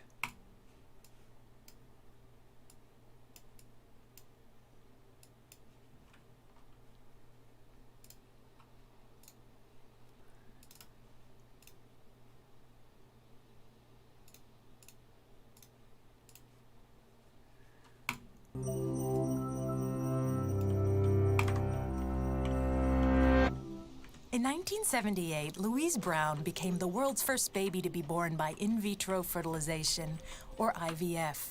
Her birth revolutionized the field of reproductive medicine.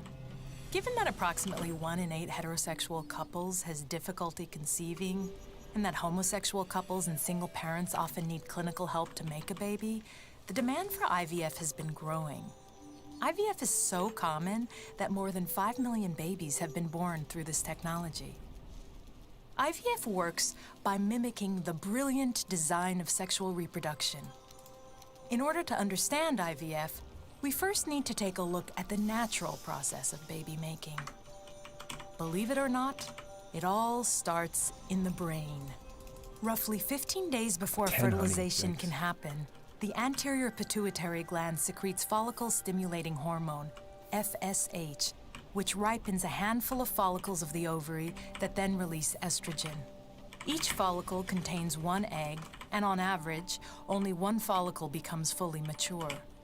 As it grows and continues to release estrogen, this hormone not only helps coordinate growth and preparation of the uterus, it also communicates to the brain how well the follicle is developing. When the estrogen level is high enough, the anterior pituitary releases a surge of luteinizing hormone, LH, which triggers ovulation and causes the follicle to rupture and release the egg. Once the egg leaves the ovary, it is directed into the fallopian tube by the finger-like fimbriae. If the egg is not fertilized by sperm within 24 hours, the unfertilized egg will die, and the entire system will reset itself, preparing to create a new egg and uterine lining the following month. The egg is the largest cell in the body and is protected by a thick extracellular shell of sugar and protein called the zona pellucida. The zona thwarts the entry and fusion of more than 1 sperm, the smallest cell in the body. It takes a man 2 to 3 months to make sperm, and the process constantly renews. Each ejaculation during sexual intercourse releases more than 100 million sperm, but only 100 or so will ultimately make it to the proximity of the egg, and only 1 will successfully penetrate through the armor of the zona pellucida. This is a lot of background info. Upon successful fertilization, the zygote immediately begins developing into an embryo and takes about 3 days to reach the uterus. There, it requires another 3 or so days to implant firmly into the endometrium, the inner lining of the uterus. Once implanted, the cells that are to become the placenta secrete a hormone that signals to the ovulated follicle that there is a pregnancy in the uterus. This helps rescue that follicle, now called the corpus luteum, from degenerating as it normally would do in that stage of the menstrual cycle. The corpus luteum is responsible for producing the progesterone required to maintain the pregnancy until 6 to 7 weeks of gestation, when the placenta develops and takes over until the baby is born approximately 40 weeks later. Now, how do you make a baby in a lab? In patients undergoing IVF, FSH is administered at levels that are higher than naturally occurring to cause a controlled overstimulation of the ovaries, so that they ultimately produce multiple eggs. The eggs are then retrieved just before ovulation would occur, while the woman is under anesthesia through an aspirating needle that is guided by ultrasound. Most sperm samples are produced by masturbation. So this is also the way that you would do egg storage. So for example, let's say you are somebody who doesn't want to have children or aren't planning to have children currently, but let's say you're getting closer to the age at which there's more known reproductive issues, right? So for female reproductive systems, once you reach about the age of 37, the risk of certain kinds of chromosomal abnormalities starts to go up, just due to the age of the eggs. So a lot of people, if they start reaching that age, if they're like 35, 36, and they're like, you know what, actually my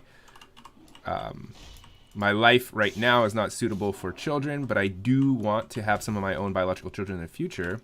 What they can do is do the same thing where they do this ovarian stimulation or follicle stimulation or whatever it was called, FHS hormone. They kind of cause your ovaries to really just produce a bunch of eggs. and then they go in, scoop them up, and then they freeze the eggs in deep cold storage, so that later you can access those eggs and use them for pregnancy. And so it will be the same process. But in this case, instead of freezing them, they're going to be used for fertilizing, and then you can pick which one to use. In the laboratory, the identified eggs are stripped of surrounding cells and prepared for fertilization in a petri dish. Fertilization can occur by one of two techniques. In the first, the eggs are incubated with thousands of sperm, and fertilization occurs naturally over a few hours. The second technique maximizes certainty of fertilization by using a needle to place a single sperm inside the egg. This is particularly useful when there is a problem with the quality of the sperm.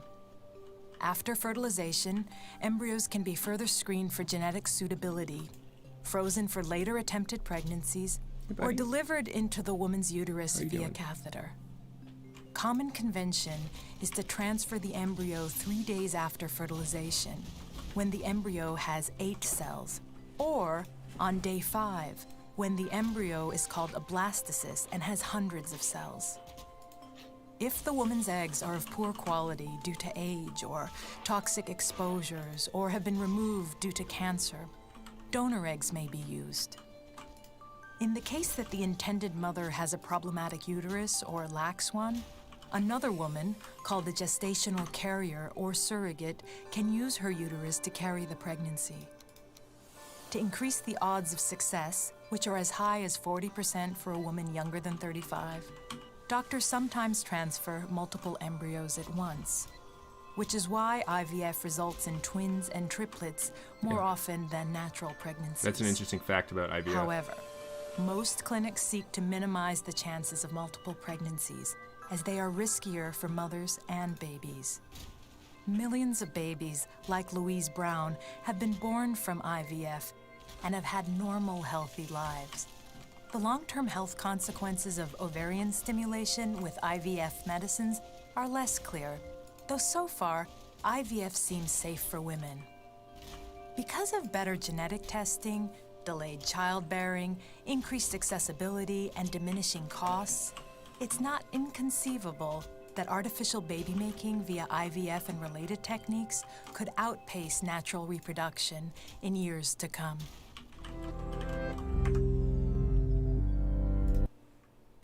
All right. How was that? Anything else you want to learn? Do you want to learn about other kinds of assisted reproductive technologies besides IVF?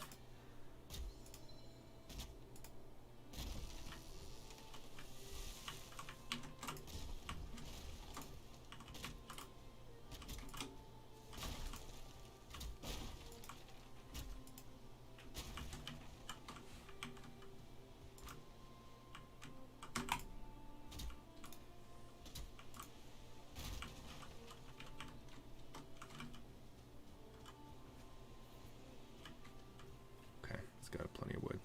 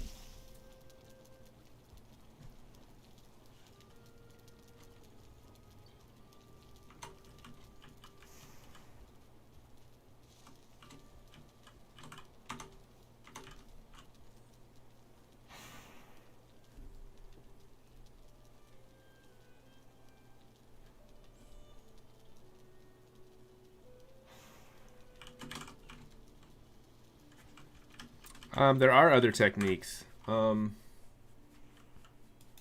trying to remember them off the top of my head. I don't remember them. Oh, there's also artificial insemination, actually, which is when this, instead of having fertilization occur between sperm and egg outside of the womb or outside of the body, you can take sperm and put them inside of the woman artificially. So this might be another technique.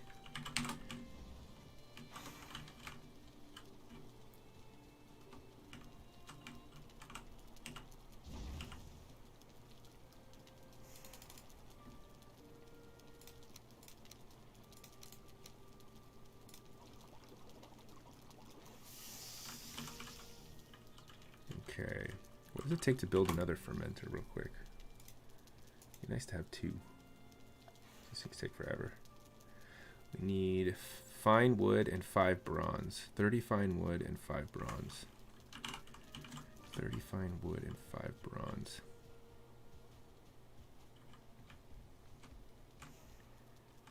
Do we have, what's our bronze sitch? Oof. Our bronze sitch is not good. Wait, is there a way that you can you smelt?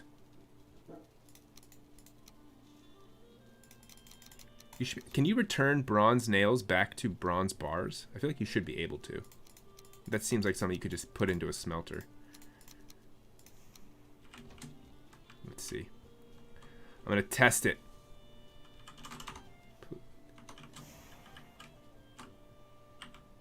Don't have processable items. Come on now. What's the difference between bronze? Whatever. Whatevs. We got so many bronze nails. I don't know what to do with them.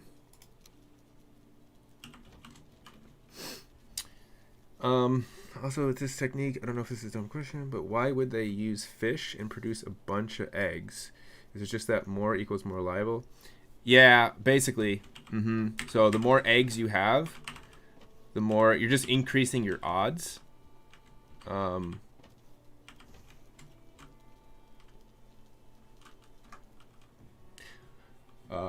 You're just increasing your odds by having more eggs, right? Wait, fish? Did it say fish? Hold on. Did I miss something in the video?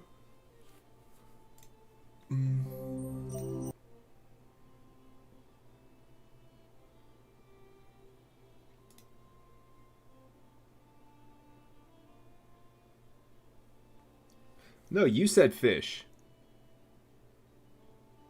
Oh, FHS. Sorry. Yeah, follicle stimulating hormone. Not fish. Sorry. I'm tired. Cut me some slack. My eyes are getting sore from being on Zoom all day. I got those Zoom eyeballs. I got the Zoom eyes. Starting to glaze over.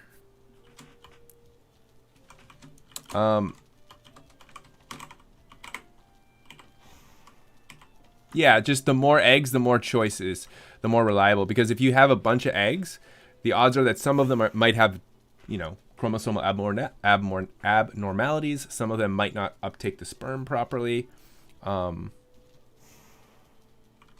a lot of reasons there. A lot of reasons why you want more than one egg for sure.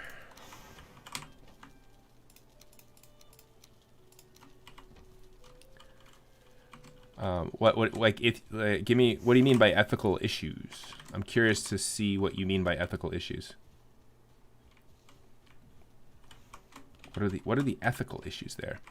Are you talking about like selecting embryos? So you're kind of like doing a little bit of like very rudimentary designer baby stuff. Is that where you're going with this one?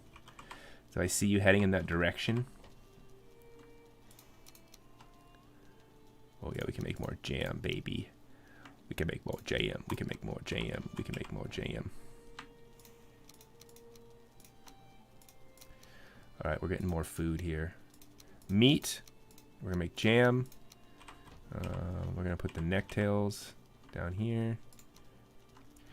All right, sausages. What else do we need for sausages again? We need herbs. We need some spice. Oh no, do we need thistle? Do we also need thistle for sausages? Please no. Please no.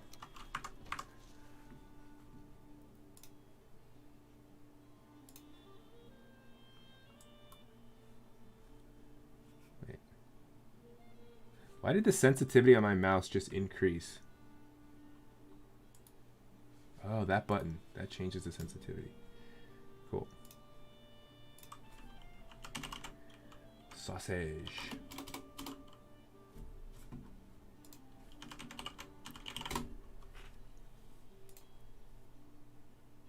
Oh, you do need thistle.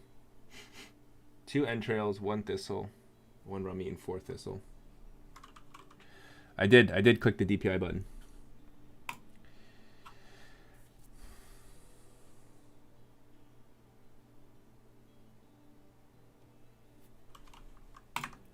So Ashi, when we talk about yeah, we need thistle for more sausages. I think that's what I was also thinking of making, is sausages, because we are out of sausages as well.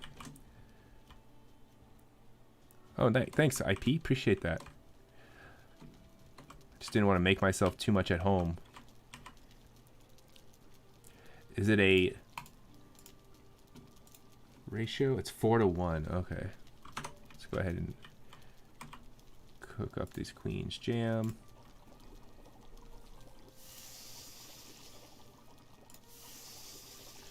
So when we talk about ethical issues with designer babies, all we're really talking about, for the most part, is things beyond basic health things. So no one is going to argue that the ethics of selecting, if you have 2 embryos and one has a chromosomal abnormality that will lead to a child having like terrible suffering versus another one, no one is making the claim that it's unethical to make that selection.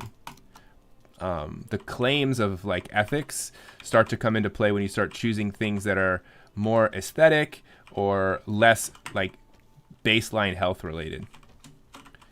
So when you select embryos in this way, no one is really getting too worried about the ethics here.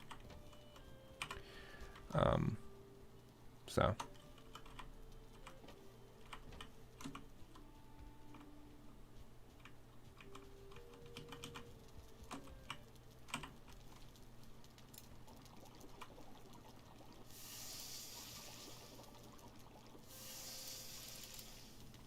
Have to collect more thistle.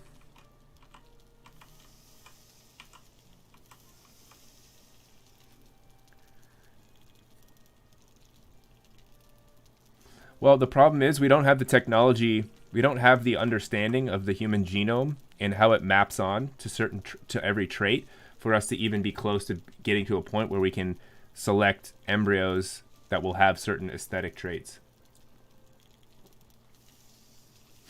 Right? We're just not there yet.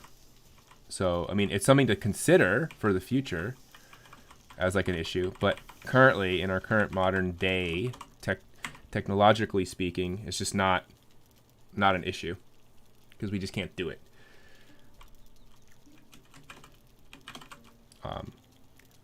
And like the ethics of that, it's an interesting conversation for sure.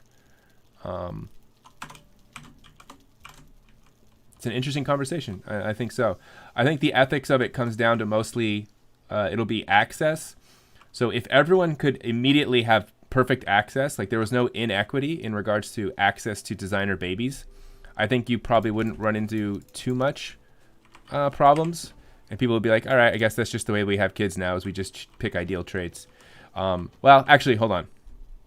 I take that back. There is sort of an issue associated with that. Like, if everyone is picking ideal traits, what does that even look like? Does that end up meaning like everyone kind of looks very similar because the ideal traits are like culturally, usually like aesthetic traits are usually culturally like related. So if a certain culture has a certain ideal, then what if everyone just goes towards that and everyone ends up looking exactly the same? That might be a problem. But you know, prior to that, the real issue is going to be access, right? So the kinds of people that are going to have access first and foremost to these kinds of technologies are going to be wealthy people. So the rich people are going to be able to pay, right, the exorbitant fees that it will initially cost. Like any technology, when it first starts, it's always really expensive. and the poorer people are not going to have that same access. And then so that's really the ethical issue there that I would be most concerned about, is just lack of equity.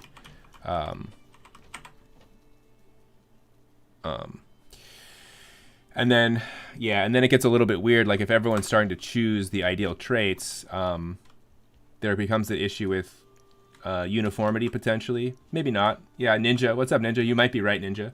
That there, people might not have the same idea of beauty, but if our current society is anything to base beauty standards off of, it seems like there are certain clear standards, right? The kinds of body modifications that people get tend to kind of be around the same, right? Lip fillers for women, like big luscious lips. For men, it's typically, and these are sort of the masculine and feminine stereotypes, but they're stereotypes for a reason, because they're culturally stereotypes, right? Now, not everyone is going to fall under these or want these, but you could imagine that if people are willing to do extreme body modification now to achieve these kinds of stereotypes, then what's to stop somebody from doing it to their children genetically? And on top of that, then the ethics come into like, well, is that even fair? Is that fair for a child to be born with traits that were chosen by other people rather than just were randomly doled out through genetic recombination and crossing over, right? Like that's another question, right? Is it fair for a parent to decide what the traits that a child will have? But the problem is a child will never have a decision in any of this. So the question is, should we play God, so to speak? Do we allow people to make decisions that affect children consciously?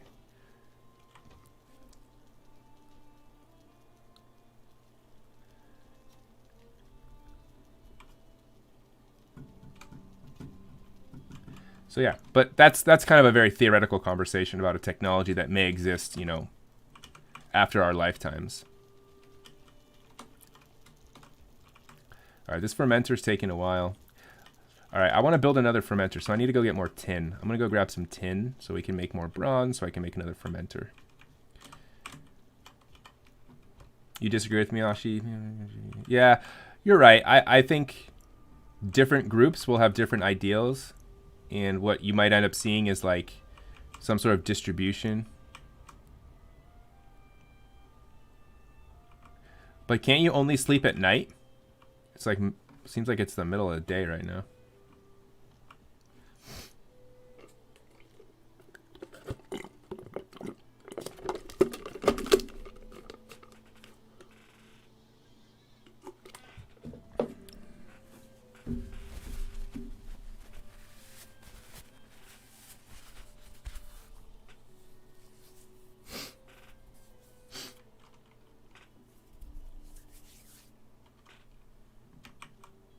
Yeah, I've seen, I saw a sundial, right?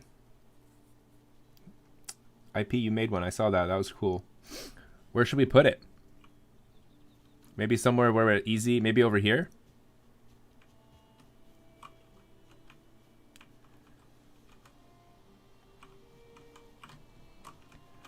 Like by this, because we're always by the storehouse. So maybe like right here? Or are we too close to these things to build anything? Oh, yeah. All right. Well, then maybe on this side?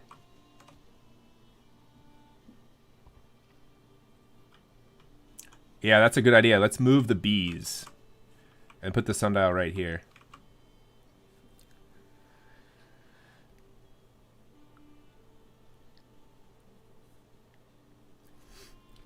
Bye, Aria. Have a good night. Thanks for stopping in.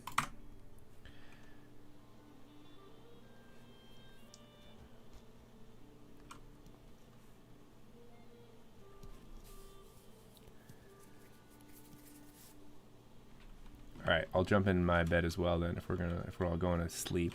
It's gonna be a big snooze fest.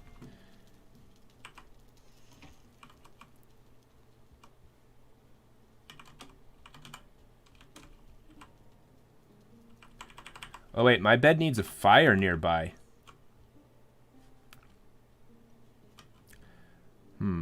Should I move my bed closer? How's this gonna work?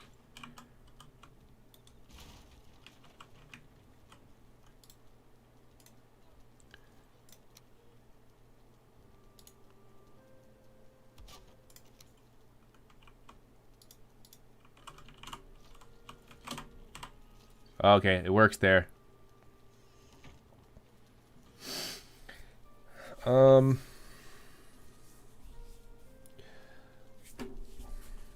know. What else were we looking at? You wanted to know about more IVF options.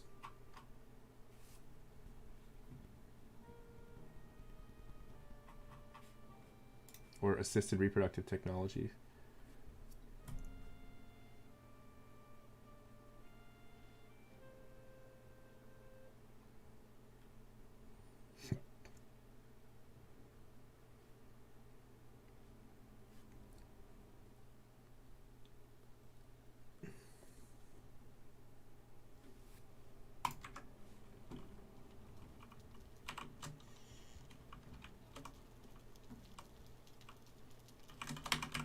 All right, we need one more day for the fermenter.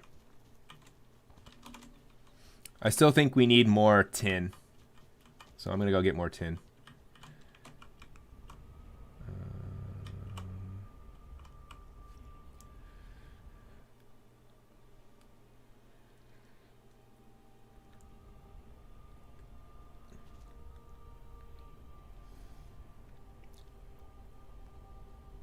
So using someone else's egg and stuff, wouldn't that play a role ethically if you aren't using it for medical stuff? Wait, I'm kind of confused at what you're asking. It's not like you're going and you're like stealing another person's egg.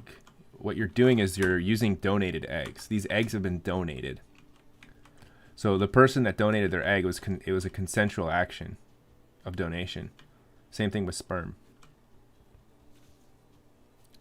Right, so let's say I'm a person who, let's say I have a partner and we can't conceive because for whatever reason our gametes aren't working. We can get sperm and egg from donors consensually and use that. I'm failing to see where the ethics come into play there. It's as the ethics. I feel like it's kind of similar to like, you know, transplants. Like what's the ethics of using a transplant? You know, from somebody else.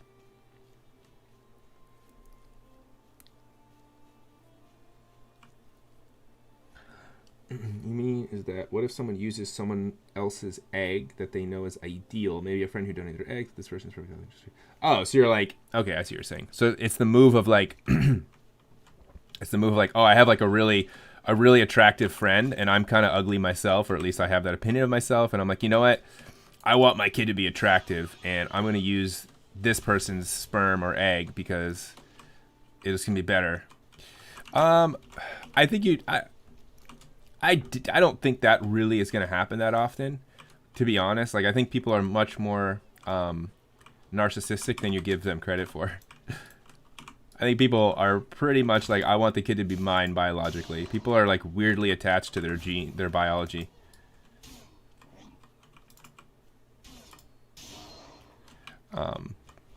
I think that'd be a very rare situation. But let's say it did happen, because I'm sure there are people out there that would do it. Is that a problem? Not if it's consensual. I don't see why. It'd be no different than just like, it's really no different than if you just adopt a child, right? You're just using somebody else's genetic material. Right? Like, what if you just wanted to adopt a child, but you were perfectly healthy?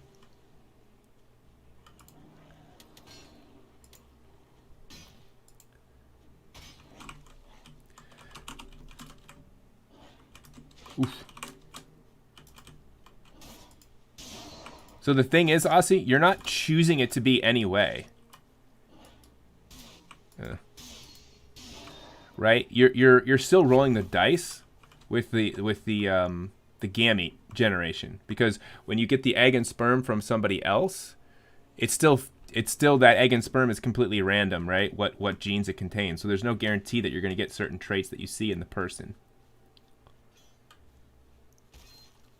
All right, so it's totally possible for you to get a gamete from your super attractive friend, but then you just get unlucky with that particular egg or sperm that just got like a bad deal in terms of the genetics that it got. Right? It's like, so there's still a huge amount of randomness in regards to that. But you're still like, I guess you could say, you're like, well, you're still increasing your chances of having like the kinds of traits that you want. To be honest, the ethics of that, I don't know. I don't really see that big of an issue with it. Because it's still very crude. Which brings up actually more of an interesting point. The question is like, where is the line that we draw when it becomes like too specific? Like a lot of people are like not uncomfortable with selecting embryos or potentially even using like attractive people's gametes, right? Which is pretty rudimentary in terms of the selection of the traits. But then once you get to the point of like, okay, now I want to pick the color eyes and the muscle mass and the intelligence quotient and all these things, people start to get uncomfortable. And the question is like, okay, you're going from very rudimentary and vague to like way more specific. It's like, where on that spectrum is the line of like, all right, now it's too specific. Now you're getting too much.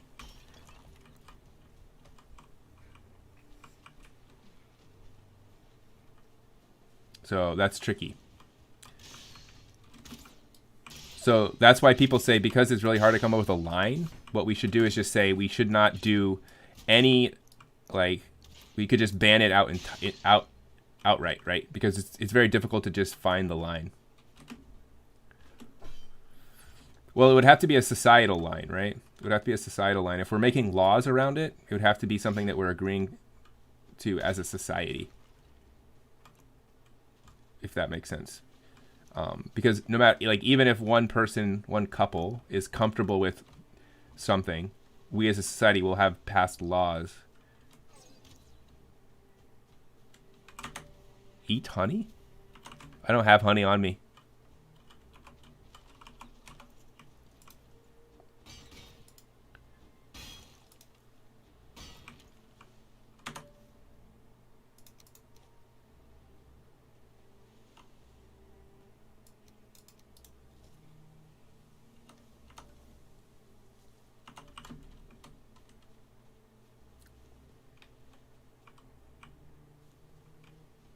So it's just privately judging if society doesn't deem it unethical?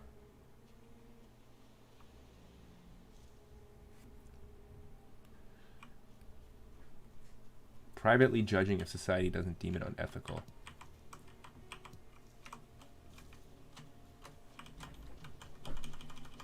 I don't know. I kind of didn't follow what you meant by that.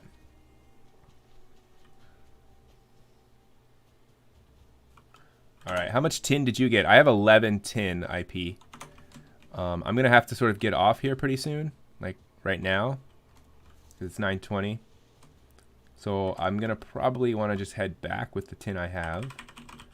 And then we can pick up next time with going back for that iron once we have our potions.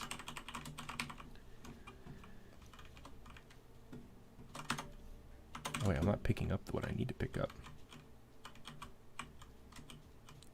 Oh, my inventory's full. Oh, that's why. You have 40. Oh, yeah, we got plenty. We are good.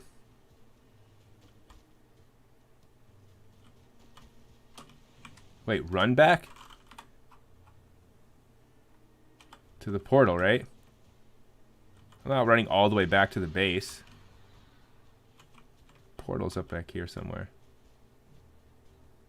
Ooh, thistle. Actually really need this.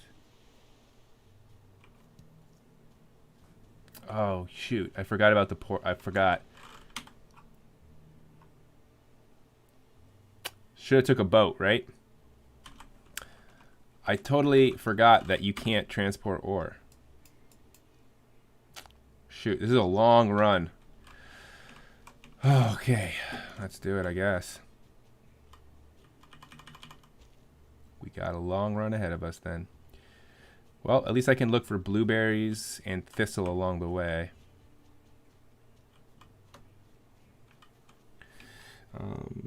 Yeah, well, I mean, artificial insemination, Ashi, it's not even worth watching a video on. It's literally you take semen or sperm and you just place it inside of the reproductive tract of the female and allow the sperm to fertilize the egg as it normally would. Basically, it's just like instead of having sexual intercourse to deliver the sperm, it's just delivered via it's just put in there, right? Artificial, like by hand, by a doctor, or by a OBGYN or something like that, or an ART specialist.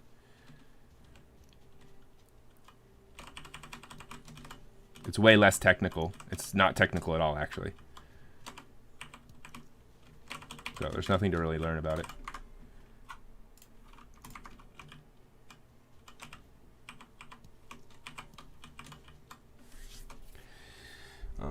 If society doesn't agree with you that your friend using your hot friend's eggs is bad, you just keep stuff to yourself? Yeah, basically. Pretty much, yeah. Like, if society as a whole agreed, like, hey, you can't even... We're not even going to get into choosing embryos, so you can't even use you can't use eggs or sperm from another person.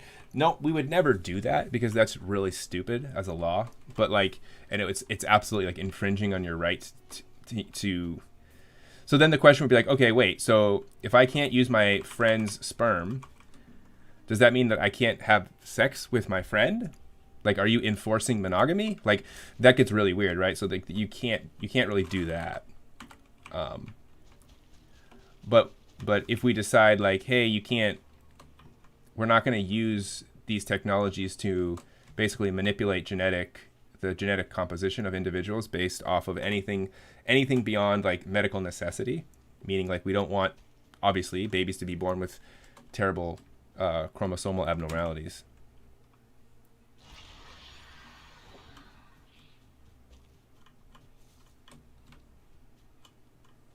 It would work in a relationship where no one has a penis. Yes, it would. Yep.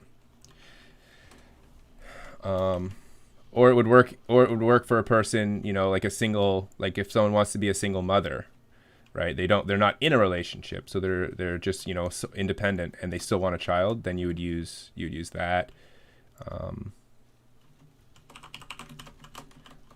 What else? What else would that be used for? Yeah, that's pretty much the only reasons you would use it, right? If there's no penis involved. Yeah, that's pretty much it.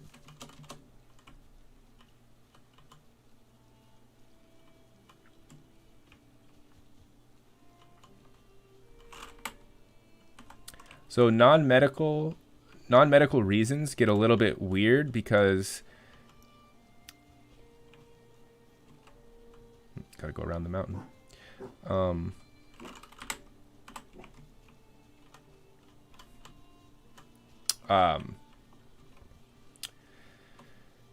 So what ends up happening there is you start getting into some really sketchy eugenics territory. If you start letting people select which genes they want,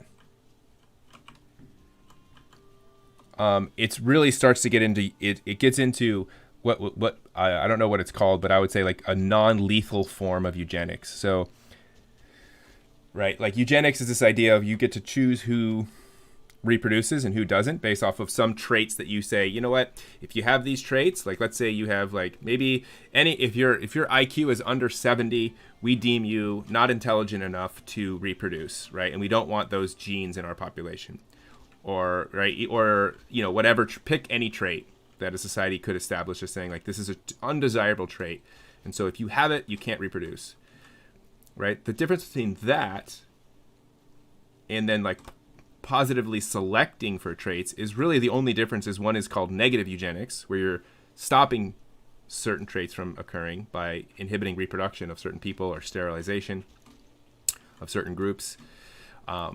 Whereas this would be more positive eugenics, where you're selecting the positive traits.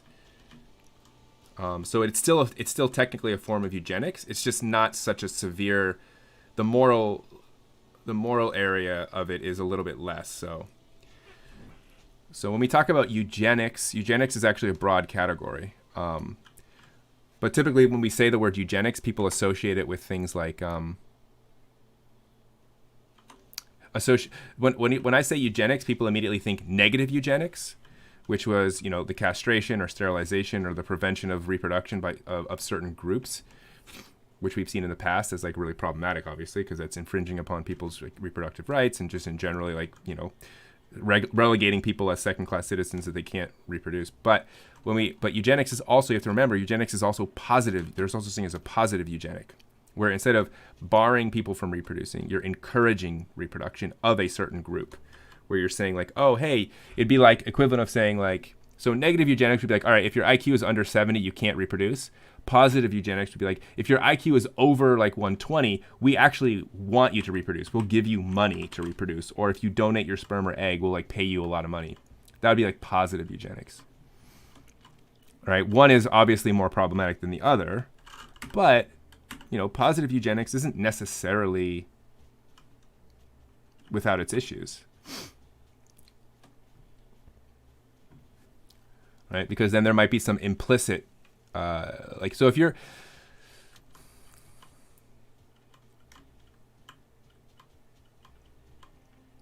still implicitly devaluing a certain group by saying that, you know what, your traits are not worth the money that we're paying for other traits, right? But the other thing to consider is like, don't we already kind of do that a little bit with media? Don't we like implicitly say like these are desirable traits when we have like, sexy advertisements and, we put people in media who are meant to be seen as desirable. So it's like we already do positive eugenics, right? To an extent. It's just not so explicit. It's more like these are the traits that are sexy, right? This is sex appeal. Like this is the kind of look you want. So we do that a little bit with media and influencing and something like that.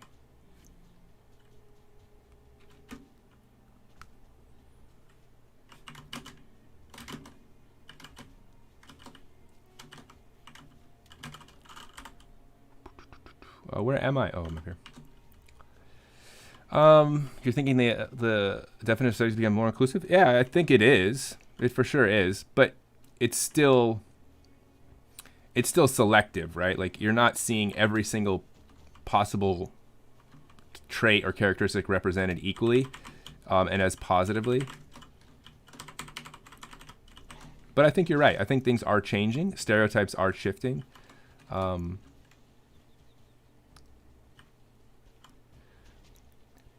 But I think you'll always have a little bit of cultural pressure on certain traits, right?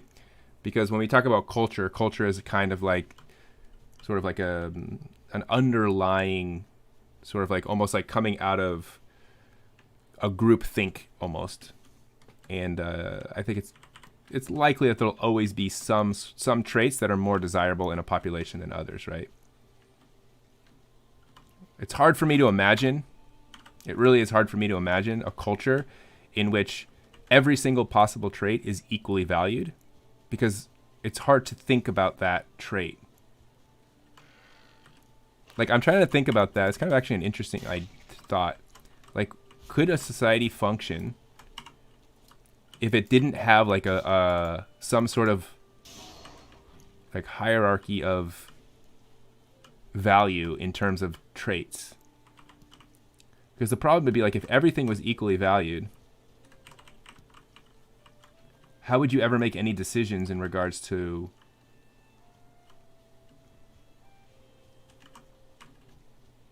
you couldn't really make a decision, right? Because by definition, when you decide one thing over another, you're implicitly putting a higher value on one over the other. So if everything was equally valued, you'd literally be unable to make a decision. Just like by definition. Right? Or because if when you're making a decision between, like, let's say you're making a decision between who you want to date, right? You're going to be bringing with you a set of values in making that decision, right? You're going to have some preference in terms of traits.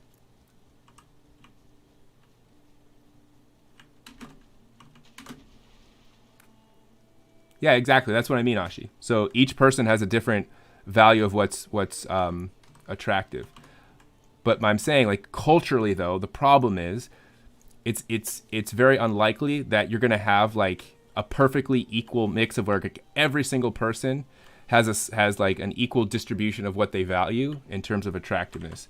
There's likely going to be, because humans are so tribal and we kind of try and get on board with what the group is thinking, people want to sort of, you learn, right? You learn what is like being attracted to something is like is probably, it's actually a good question. I'm not 100% sure, but I would guess the things that you're attracted to, there's probably a large component of that comes from the culture. Oh no, I'm not getting any of these. All right, and so, wait, am I just out of weight? Oh no, it's over here.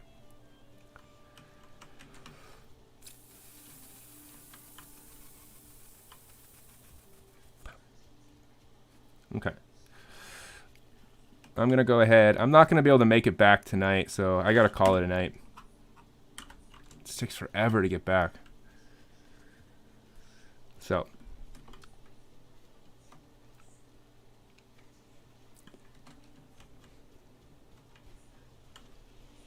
I feel like there's got to be a better way to transport stuff in this game besides ships. But again, then again, it is a Viking game.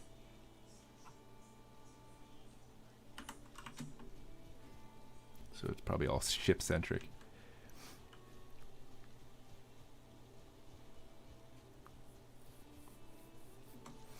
Yeah, so basically what I was getting at, Ashi, is I'm not saying that I think it's necessarily a good or bad thing to have a certain class of like aesthetic characteristics be considered superior or more desirable. But I think it's sort of inevitable just based off of how humans are in terms of our culture being extremely influential and what we think of as attractive. And so there'll always be some sort of set of characteristics that tends to be more desirable in a society, I think. Because the alternative is the assumption that every single person in the society is completely unique in their desires and are not influenced by culture, which would then sort of be problematic because that's not really possible, right?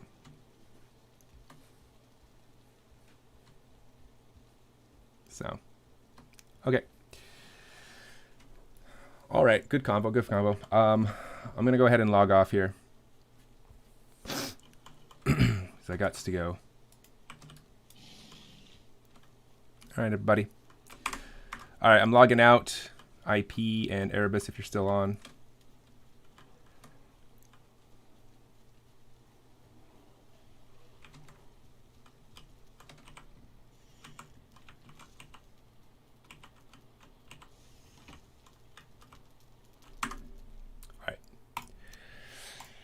All righty then. I will see y'all tomorrow. Have a good rest of your night.